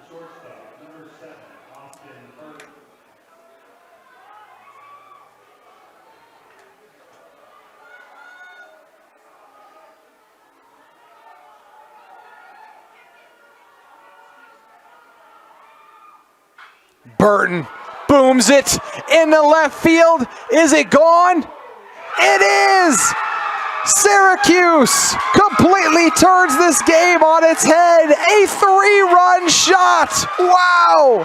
Titans trying to topple the Silverwolves and finding success in the top of the 6th in their quest to do so.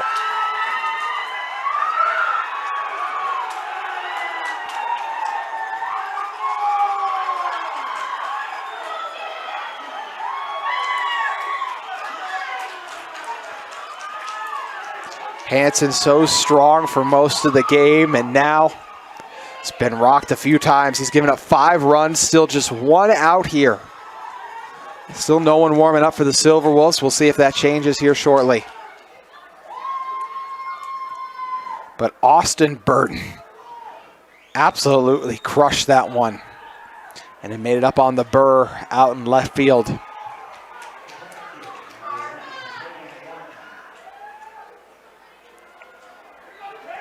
Tatum Martin looking to keep the momentum alive. And now Riverton has a lot of work to do, trailing by 4 runs here.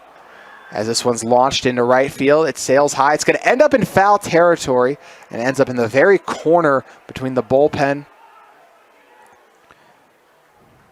Ends up in the corner between the bullpen and foul territory. So 0-1 the count.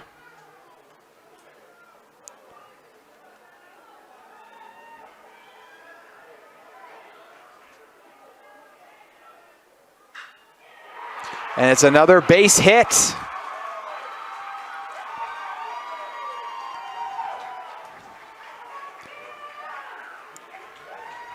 The Silverwolves bats stay hot.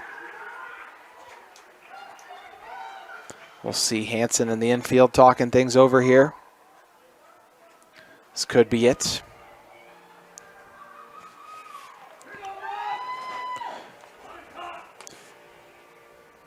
Coach Applegate may decide to make a change. In fact, it looks like he will.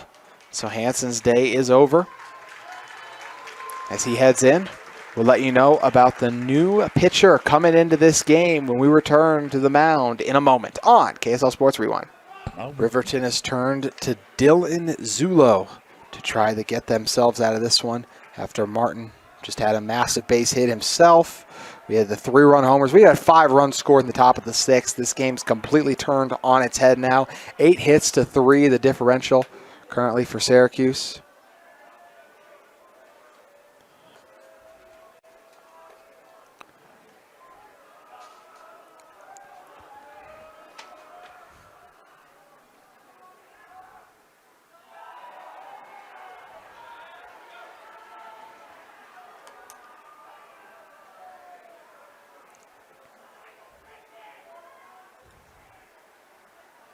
One 0 the count.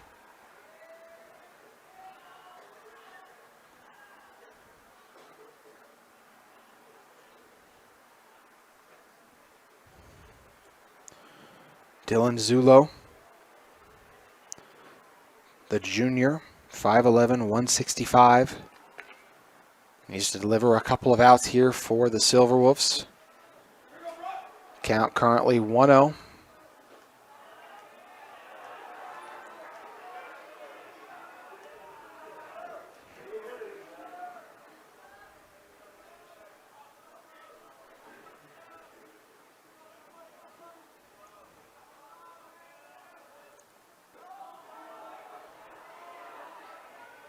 Low delivery for 3 straight balls.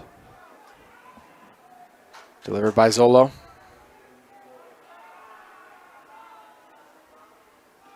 And Zulo walks the first batter he faces with 4 straight pitches.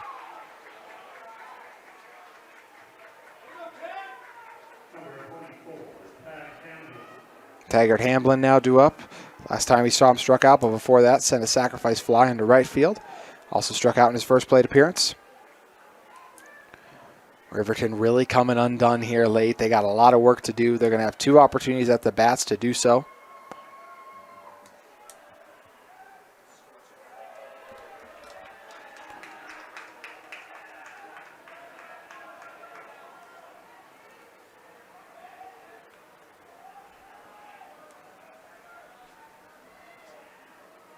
Six to 2, the differential in this one. We apologize for having the score flip there for a moment.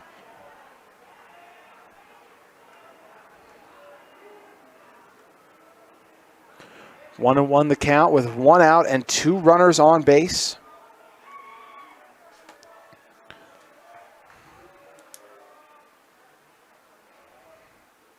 Hamblin with a grounder that's fielded cleanly. Opportunity for the force out, and they're able to make it. So off a much-needed double play, the Titans finally retired by the Silverwolves, but not before 5 runs were given up. 6 to 2, the differential. Riverton on the offensive when we return on KSL Sports Rewind. Welcome back into UCCU Ballpark for the bottom of the 6th inning, which is set to get underway momentarily. It'll be Zulo, Moody, and Robbins all up as Riverton looks to trim what has now become a 4-run deficit here late.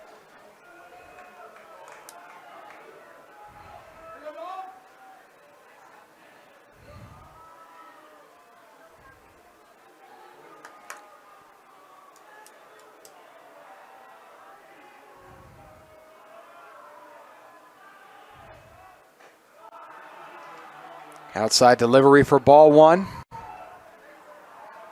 Zulo so far today grounded out to third the last time we saw him, and before that struck out. John Atticus still standing tall on the mound. He's been strong for most of the day, only gave up those 2 runs in the bottom of the 2nd, and since 3 straight innings, surrendering nothing to the bats of the Silverwolves. But unfortunately that time, ends up hitting Zulo, who heads over to first.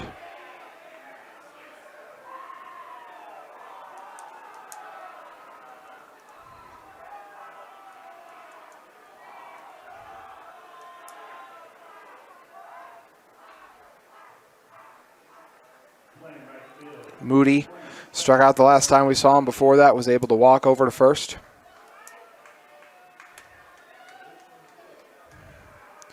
Six two, the differential, still no outs.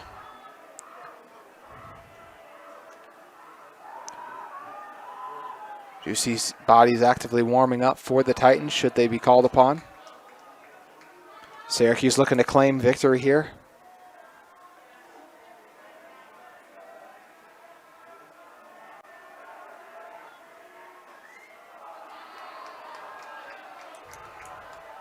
Two-0 the count.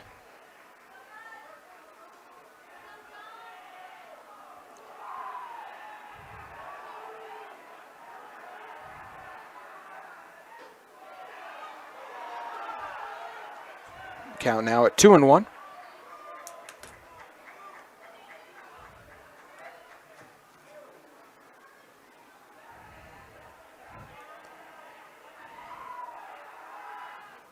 Pickoff to attempt to first, off target, so had to be collected. Pitchers are finished warming up at the moment for the Titans, but we'll see if they decide to swap and put someone in. Silverwolves also have people currently warming up, and as they'll try to close this one out. This ball's lifted into left field, but does end up in foul territory.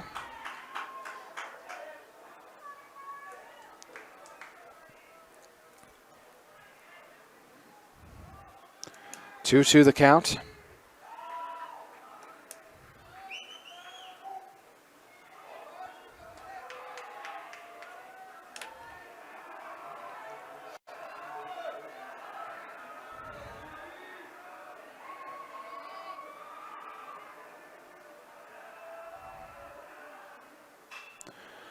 This one launched into left field and will once again bounce in foul territory, so we'll redo the 2-2 count.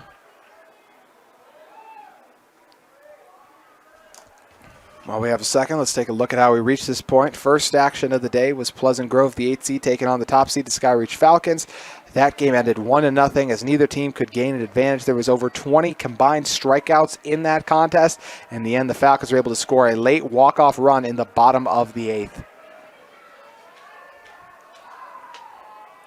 Moody goes down looking as he strikes out for the second consecutive at-bat. First out of the inning.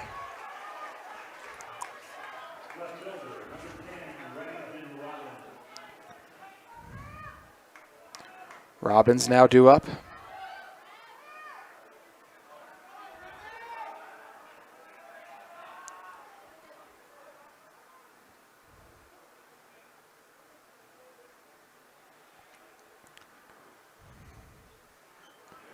Robbins, last time we saw him, was retired after drilling one directly to Atticus, who was able to grab it on the mound and make a play.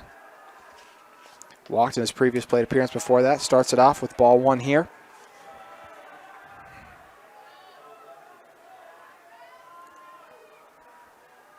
In our second game of the day between Mountain Ridge and Bingham, the 5th-seeded Sentinels took on the 13th-seeded Miners.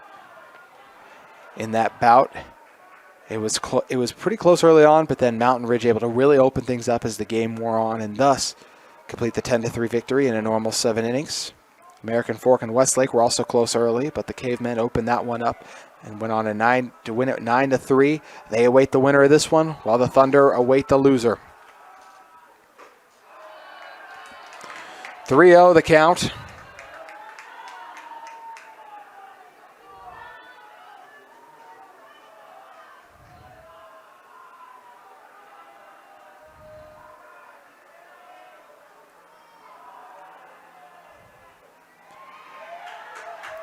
Count was at 3-0, but finding the strike zone there was Atticus.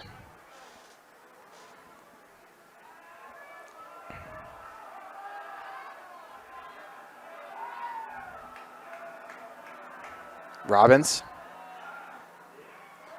was nearly retired. That ball couldn't be fielded cleanly, but was at least knocked down. We'll have the full count pitch coming up next. As Zulo able to safely reach second.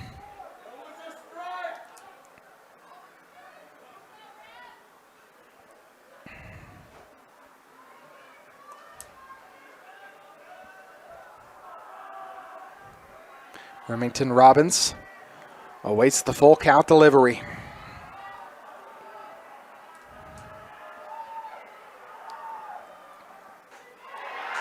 And he goes down swinging. Robinson's is retired. Back-to-back strikeouts for Dom John Atticus. The Titans are now 4 outs away from closing out the upset victory over last year's state champions.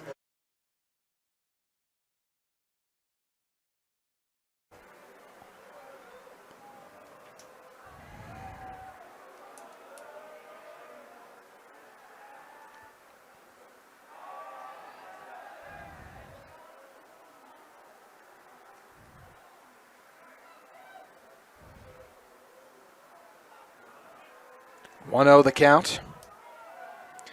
Hanson reached base in his first plate appearance and then fouled out the last time we saw him. Count currently at 1-1.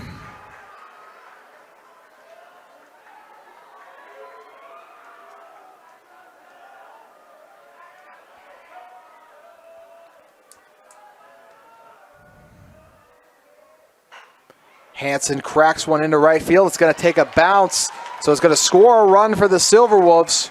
Will now trail by just 3.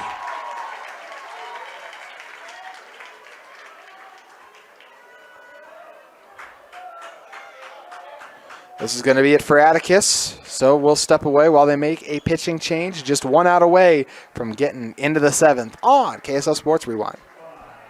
Andrew Sprague now due up, the senior pitcher, looking to close this one out for Syracuse. 6-3 the differential.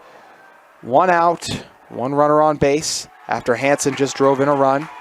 Hanson himself currently settled in at first.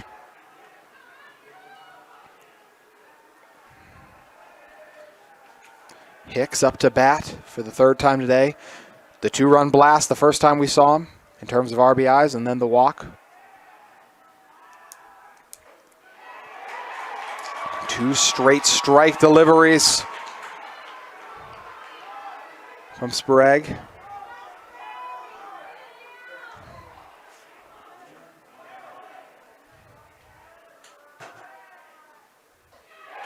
And 3 straight strike deliveries equals a strikeout for Andrew Sprague, who comes in and shuts down the Silverwolves in his first stint on the mound. We are on to the 7th, final opportunity for the Titans to extend it, the Silverwolves to get back into it. We are still rolling at 10:26. Stay with us on KSL Sports Rewind. Austin Hicks, the new Silverwolf, hitching on the mound, looking to retire Carson Mills, Jake Hopkins, and Isaac Turley, and then give his team an opportunity to get back on the offensive. They'll need 3 runs in order to win this one in the bottom of the 7th. This game becomes so much more important since whoever loses this one is going to be going on not a lot of sleep, as they will have to get back up here over less than 12 hours. We'll be right back at this ballpark getting ready for the first game between Westlake and the loser of this contest. So both these teams desperate to avoid that one and land in that 4:30 afternoon slot, as it means just more rest for them and time to recharge.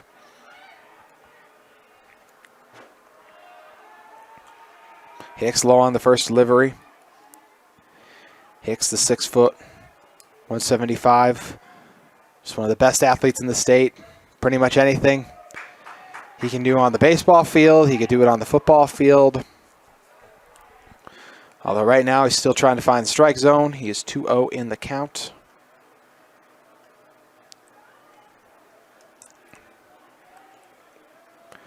Miles allows the first strike through.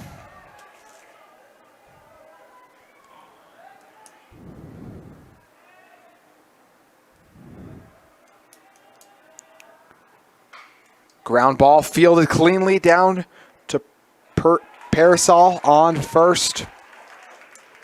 And he is retired, him being Miles.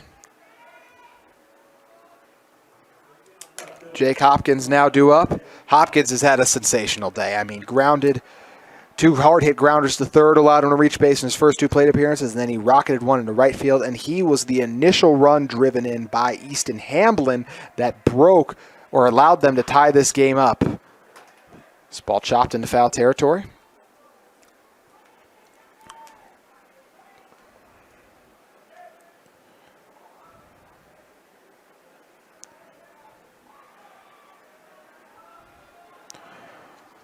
Oh, 0-1 the count after the foul off.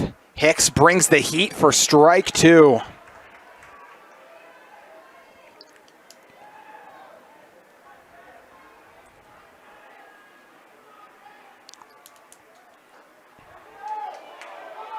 That one just to the outside. The Silverwolf faithful booing as they thought that was strike 3. 1-2 the count.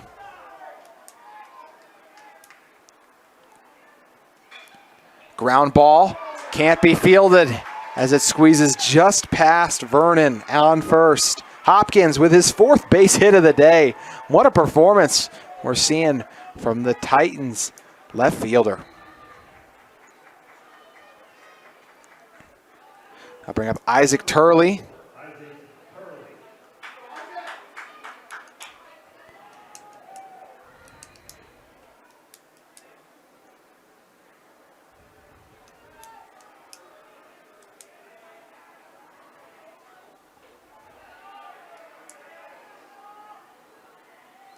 One-0 the count on the high delivery there.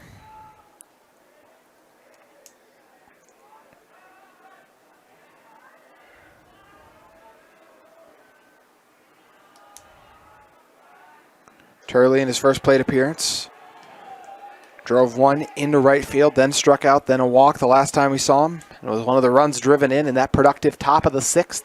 He's up to bat. 1-1 the count.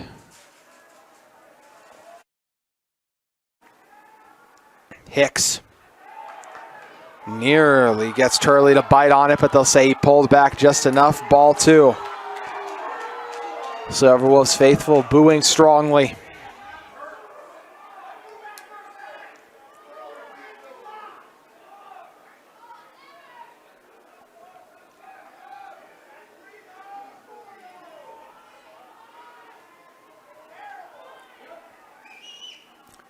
Hicks able to find the zone there, evening the count at 2-2.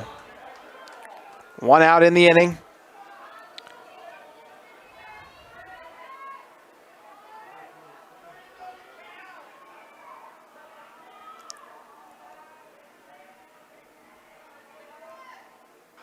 Turley fouls it off, back into his own foot, so the count will remain at 2-2.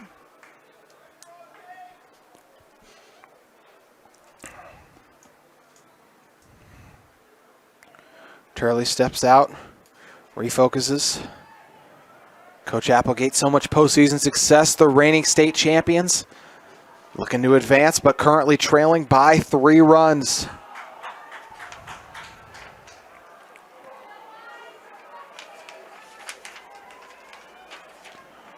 Coach Trevor Thomas and his team coming off an upset versus Fremont, looking to upset Riverton here.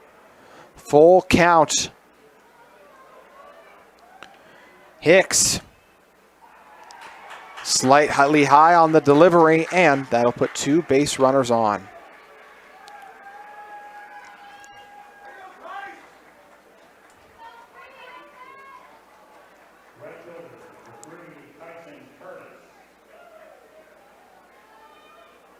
Kyson Curtis now due up after Turley was able to walk for the 2nd straight at bat.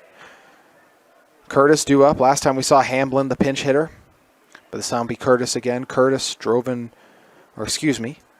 retired in his 2 previous plate appearances. Then it was Hamblin batting in his place who drove in the run.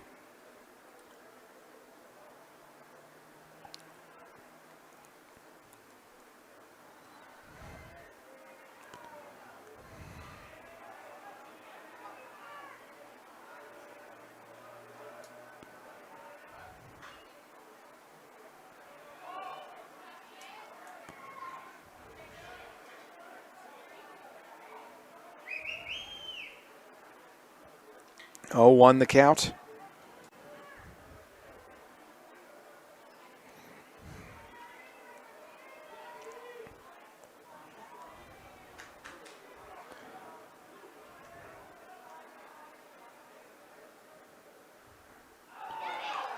Oh, 2 the count after Hicks gets Curtis to bite on a pitch.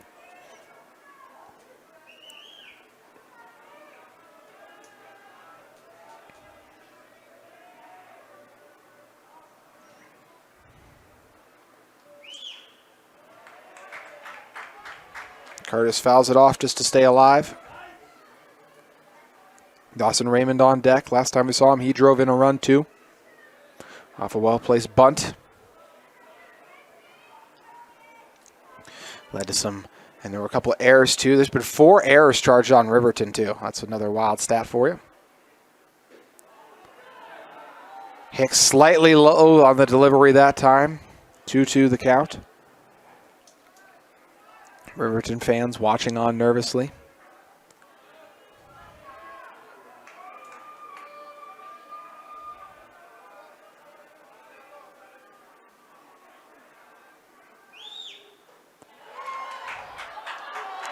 One, 2 the count.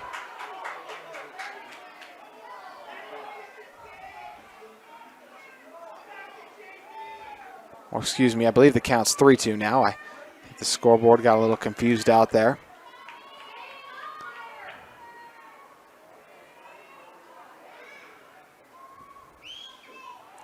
And Hicks with another low delivery, so I guess that was the full count pitch now. So he's correct on this one. So now 3-2. Hicks was ahead in the count, 2-0 early on. Has now allowed Curtis back into it. See if he can close it out in a moment. Instead, it's fouled off again.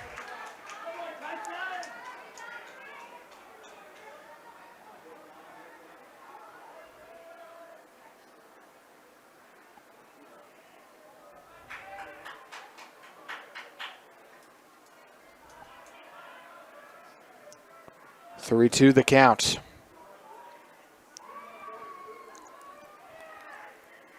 Curtis fouls it off again to stay alive.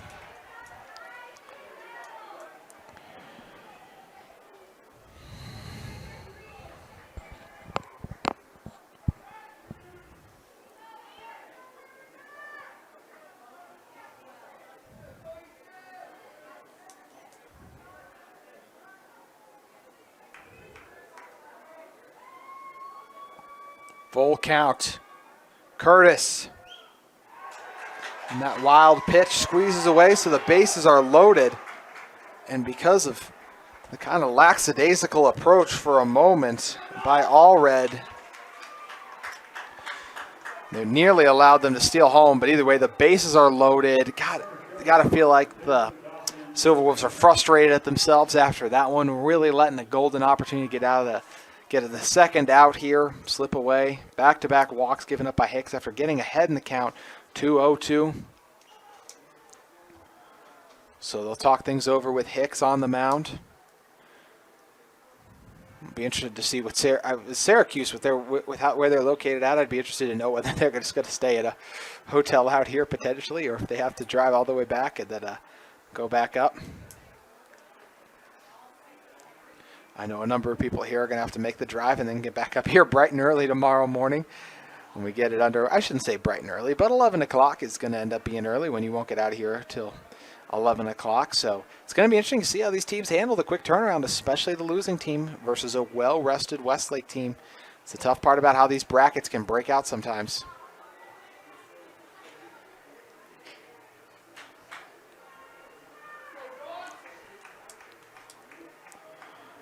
(6-3) the differential still.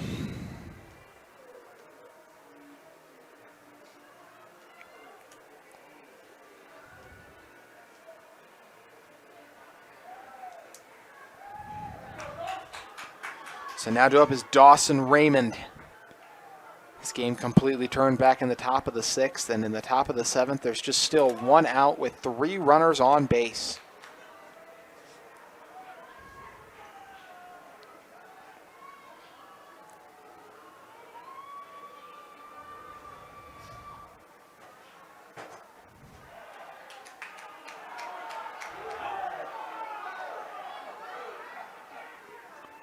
One 0 the count.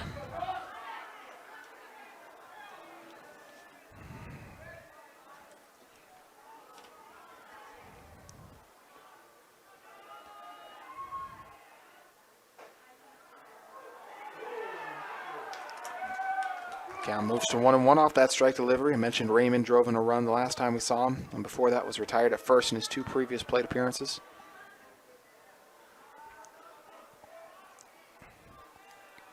Hicks in danger of walking in a run if his current streak continues. And it did hit him.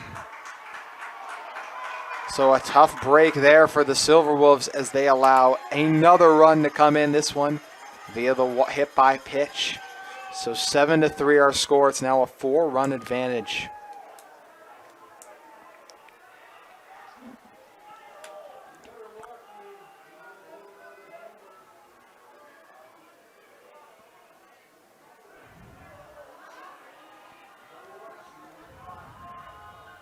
Raymond.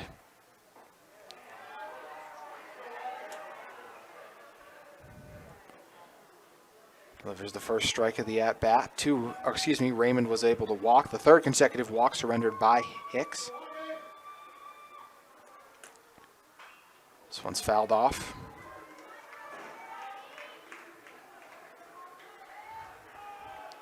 (2-0) the count. Hicks has been in this position, though, too, and just hasn't been able to close it out. Will that change here? Facing off against Burton. This will be the 5th time Burton's batting, and the last time we saw him, he just launched a home run. That 3-run shot really changed the complexion of this game. He's eager to get an opportunity to do so again, I'm sure.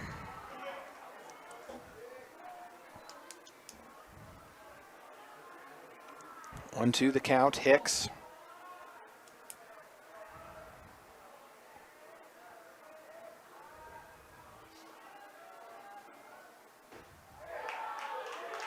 And finally, Hicks able to return to form and get the K.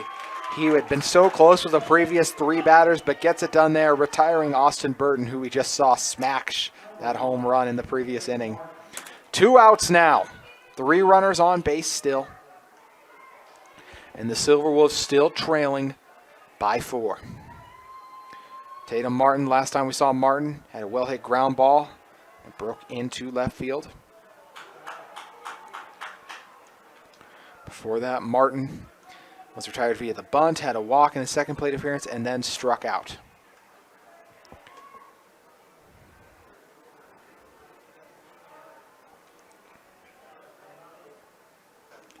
Martin allows the outside delivery to pass. 2-0 the count. Every batter moving on contact.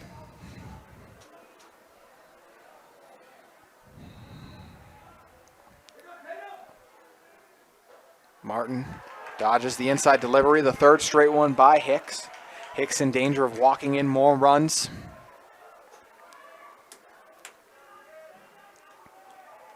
Count it 2-1.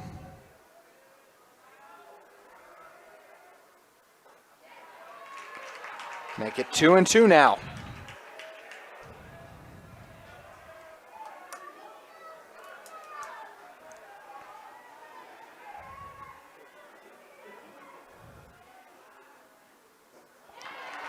And the reaching strike 3. So Martin goes downswing. Back-to-back strikeouts for Hicks, who rises up for his team to hold Syracuse just 1 run, but it's still a 4-run difference. It's going to take everything the Silverwolves got to get back into this one. Stay with us to find out if they can complete it on KSL Sports Rewind.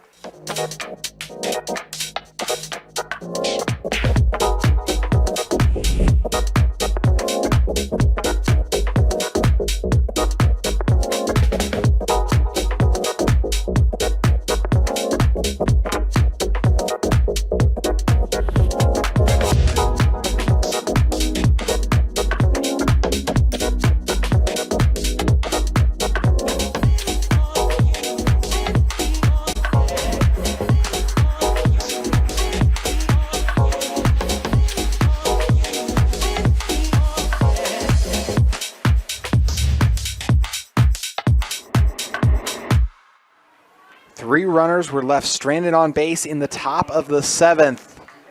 But the difference still 7-3. Riverton, last year's state champions, in danger of going down to their final life if they are unable to claim a victory here and score 4 runs.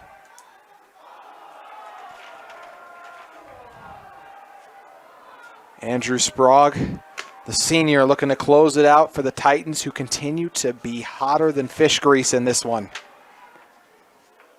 Another near inside delivery. In fact, I guess it did hit. So Allred takes that pitch. Or he's going to say he didn't see it hit him. There's a discussion going on as they say they didn't see it hit him.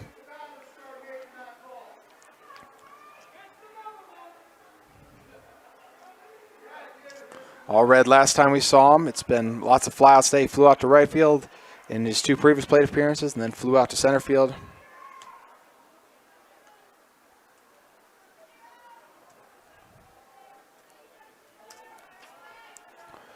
"2-0 the count, though. 2 straight balls deliveried by Sprague. The 14th seeded Titans. They looked sharp against Granger early, but then people were curious, would they be able to keep that same momentum taking on Fremont? And they were somehow able to and get the upset. This ball ripped into right field, and it'll be a base hit. Allred, his first of the day.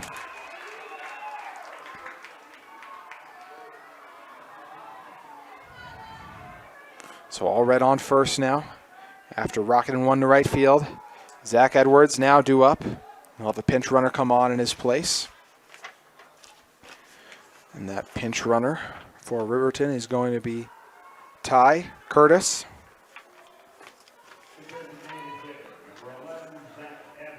Edwards now due up. Last time we saw him flew out to right field. Before that, fouled out to the catcher, and then also placed one in the shallow center field.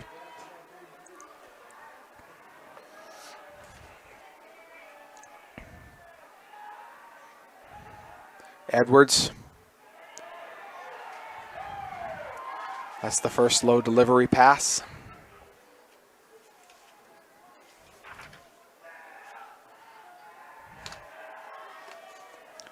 Sprague.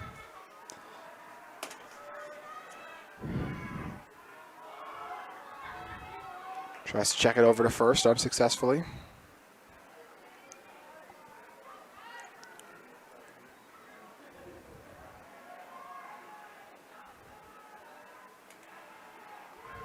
Edwards. Able to watch the off-target delivery pass by him. As Sprague has him 1-1 in the count now. 9 hits for the Titans, 5 for the Silverwolves. 4 errors against Riverton have proven really costly. Riverton led this game for 4 innings as this ball's boomed into foul territory. But they led this game heading into the top of the 6th, and since it's been all Titans as they have completely taken over those 5 runs in the top of the 5th. We had the huge 3-run homer by Austin Burton. Hamblin, Raymond drove in some big-time runs too. Allowed them to take what was the time was a 6-2 advantage. And then each team's added a run in the bottom of the 6th and top of the 7th respectively.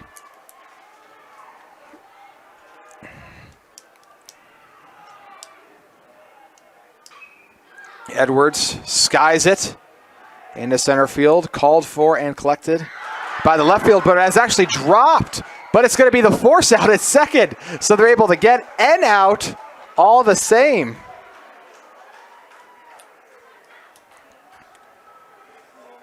So Edwards actually going to be able to be safe after it was Hopkins made the drop, but then he was thrown out. After that, Hopkins made the grab and was able to throw it to second, and Allred was forced to hold up, so ends up still kind of being a little bit of a negative play. The result ended up being the same, still an out, and if anything, it works out worse for the Titans because the further advancing runner there would have been retired, although either way probably would have ended up on first based on the location of where that catch would have been made. There wouldn't have been a tag-up opportunity, really, so not a huge differential for the Silverwolves, but we're still worked out all right for the Titans.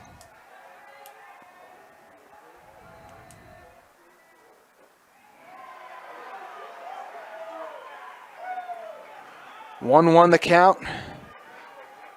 Syracuse 2 outs away from upsetting last year's champion, and the 14th seeded Titans would be able to advance to take on the 7th seeded American Fork Cavemen. Drake Purcell struck out the last 2 times we saw him. That time was hit by a pitch.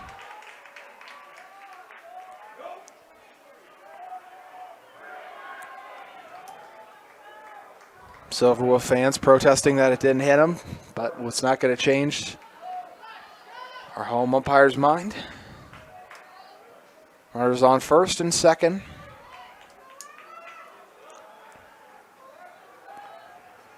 Silverwolf still with a chance here. If Vernon was able to reach base or drive in a few runs, the tying run is technically on deck at the moment. So a grand slam to force extra. It's been a crazy day to kick off bracket play at UCCU.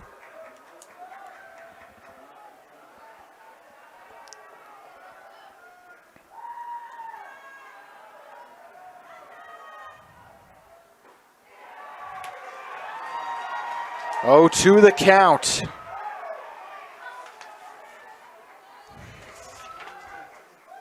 Sprague closing in on a K, and thus the second out of the inning and inching them one step closer to the win. Vernon fouls it back to stay alive.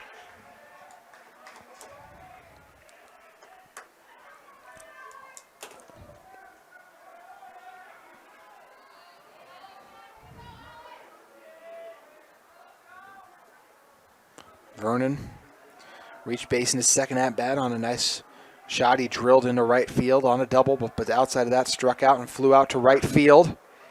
He launches this one into center field, called for and collected it. Nearly looked like we were going to see guys collide that time, but Raymond able to make the grab, retiring Vernon, and that means the Silverwolves are down to their final out. Still a glimmer of hope as they still trail, as they could get 2 runners, as they get a runner on base here and then do something insane like hit a grand slam, but odds of that obviously extremely slim, but can't count them completely out right now. But comeback chances definitely still slim. 2 outs. Sprague looking to close it out. Dylan is a low. Now due up. Another strike delivery by Sprague.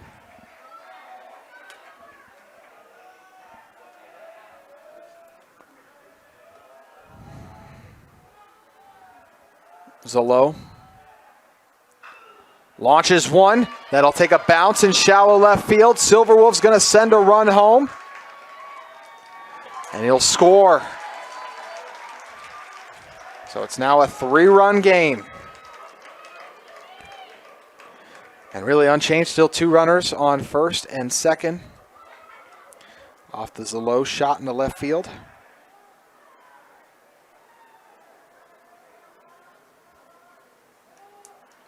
Moody now due up. Moody, 2 strikeouts in his previous plate appearances and a walk. Sprague so close to that last out and advancing Syracuse into tomorrow's game against American Fork at 4:30.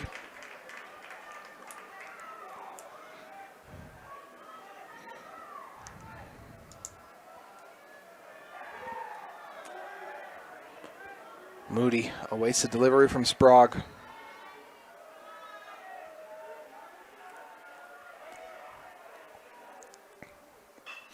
This one ripped into right field. It'll take a bounce. And more Silverwolves are coming home. Sliding home safely was Persall. So once again, we have a Riverton run that scores. It's now a 2-run differential, 7-5. Meaning the tying run now at home plate. Moody with his first base hit of the day, and it was a huge one. The entire infield talking things over. So 7-5. Syracuse looks like they were in strong position to close that one out, but that could be changing. Remington, Robbins, now due up. Robbins on the season, no home runs. If he was somehow able to drill his first here, it would be a walk-off 8-7 victory for the Silverwolves. But if nothing else, the tying run now on first in Moody. Zolo now at second. Sprague, 3 outs, 3 strikes away from getting the final out needed to end this game.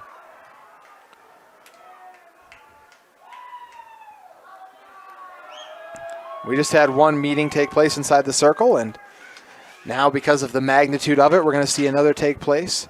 That Coach Trevor Thomas now makes his way over to the mound.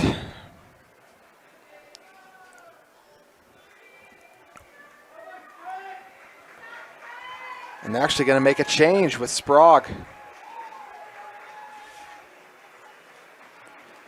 as they take him out. And they're going to put in Calder Millard, the junior pitcher, 5'10", 175. Millard looking to close out what Dom Jontakis started. A reminder of how tomorrow's action is going to play out. The loser of this game will take on Westlake at 11 o'clock. The winner of this game will be in action at 4:30, taking on American Fork. In between those games, we'll have Pleasant Grove taking on Bingham at 1:30. And then we'll have Sky Ridge taking on Mountain Ridge in our nightcap at 7 o'clock.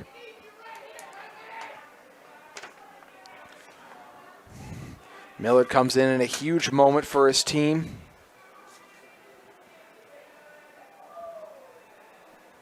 Looking to punctuate what would be an absolutely incredible win.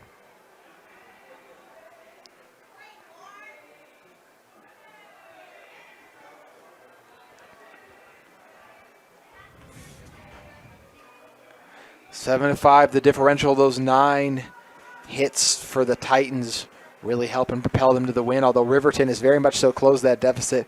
They've added a ton of hits here in the bottom of the 7th. 2 runs they've scored in this 7-5 game, or excuse me, 2 runs they've scored in the bottom of the 7th, making it a 7-5 game.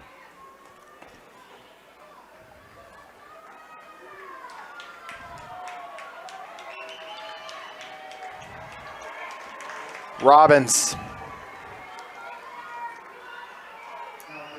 with a great opportunity.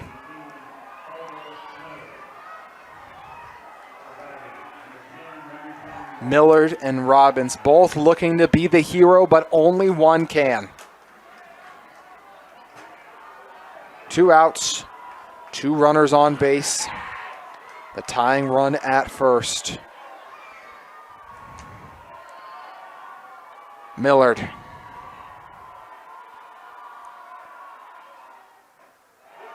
Delivers strike 1. 2 away from the win.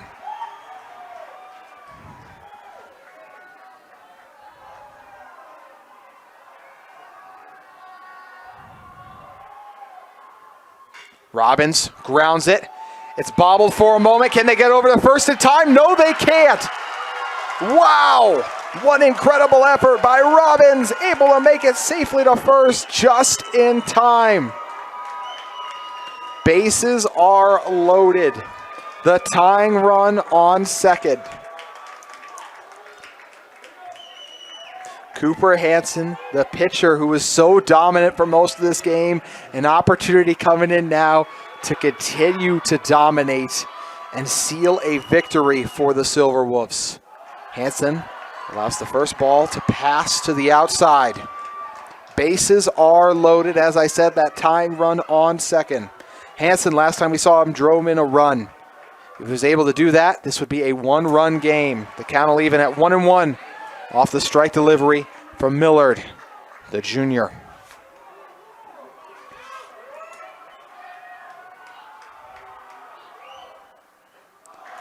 High delivery for ball 2.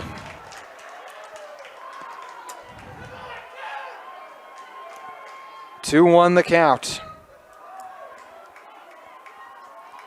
Hansen. That's another outside pitch through.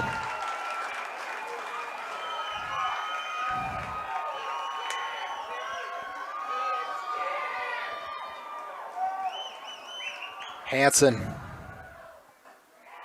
able to walk to first, and thus the 6th run is coming in via a walk.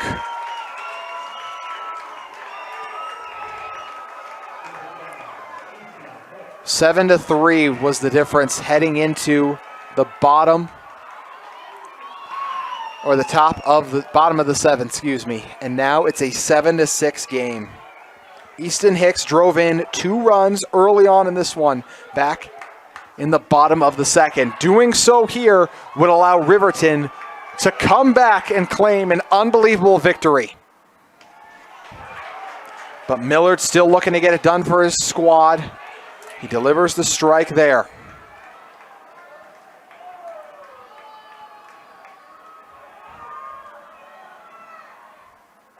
Hicks thought about swinging. He's now 0-2 in the count.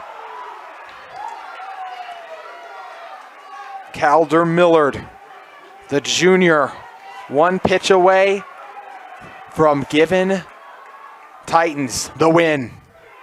Won't come on the outside delivery there. As ball number 1 is delivered. Hicks made some huge hits on the day.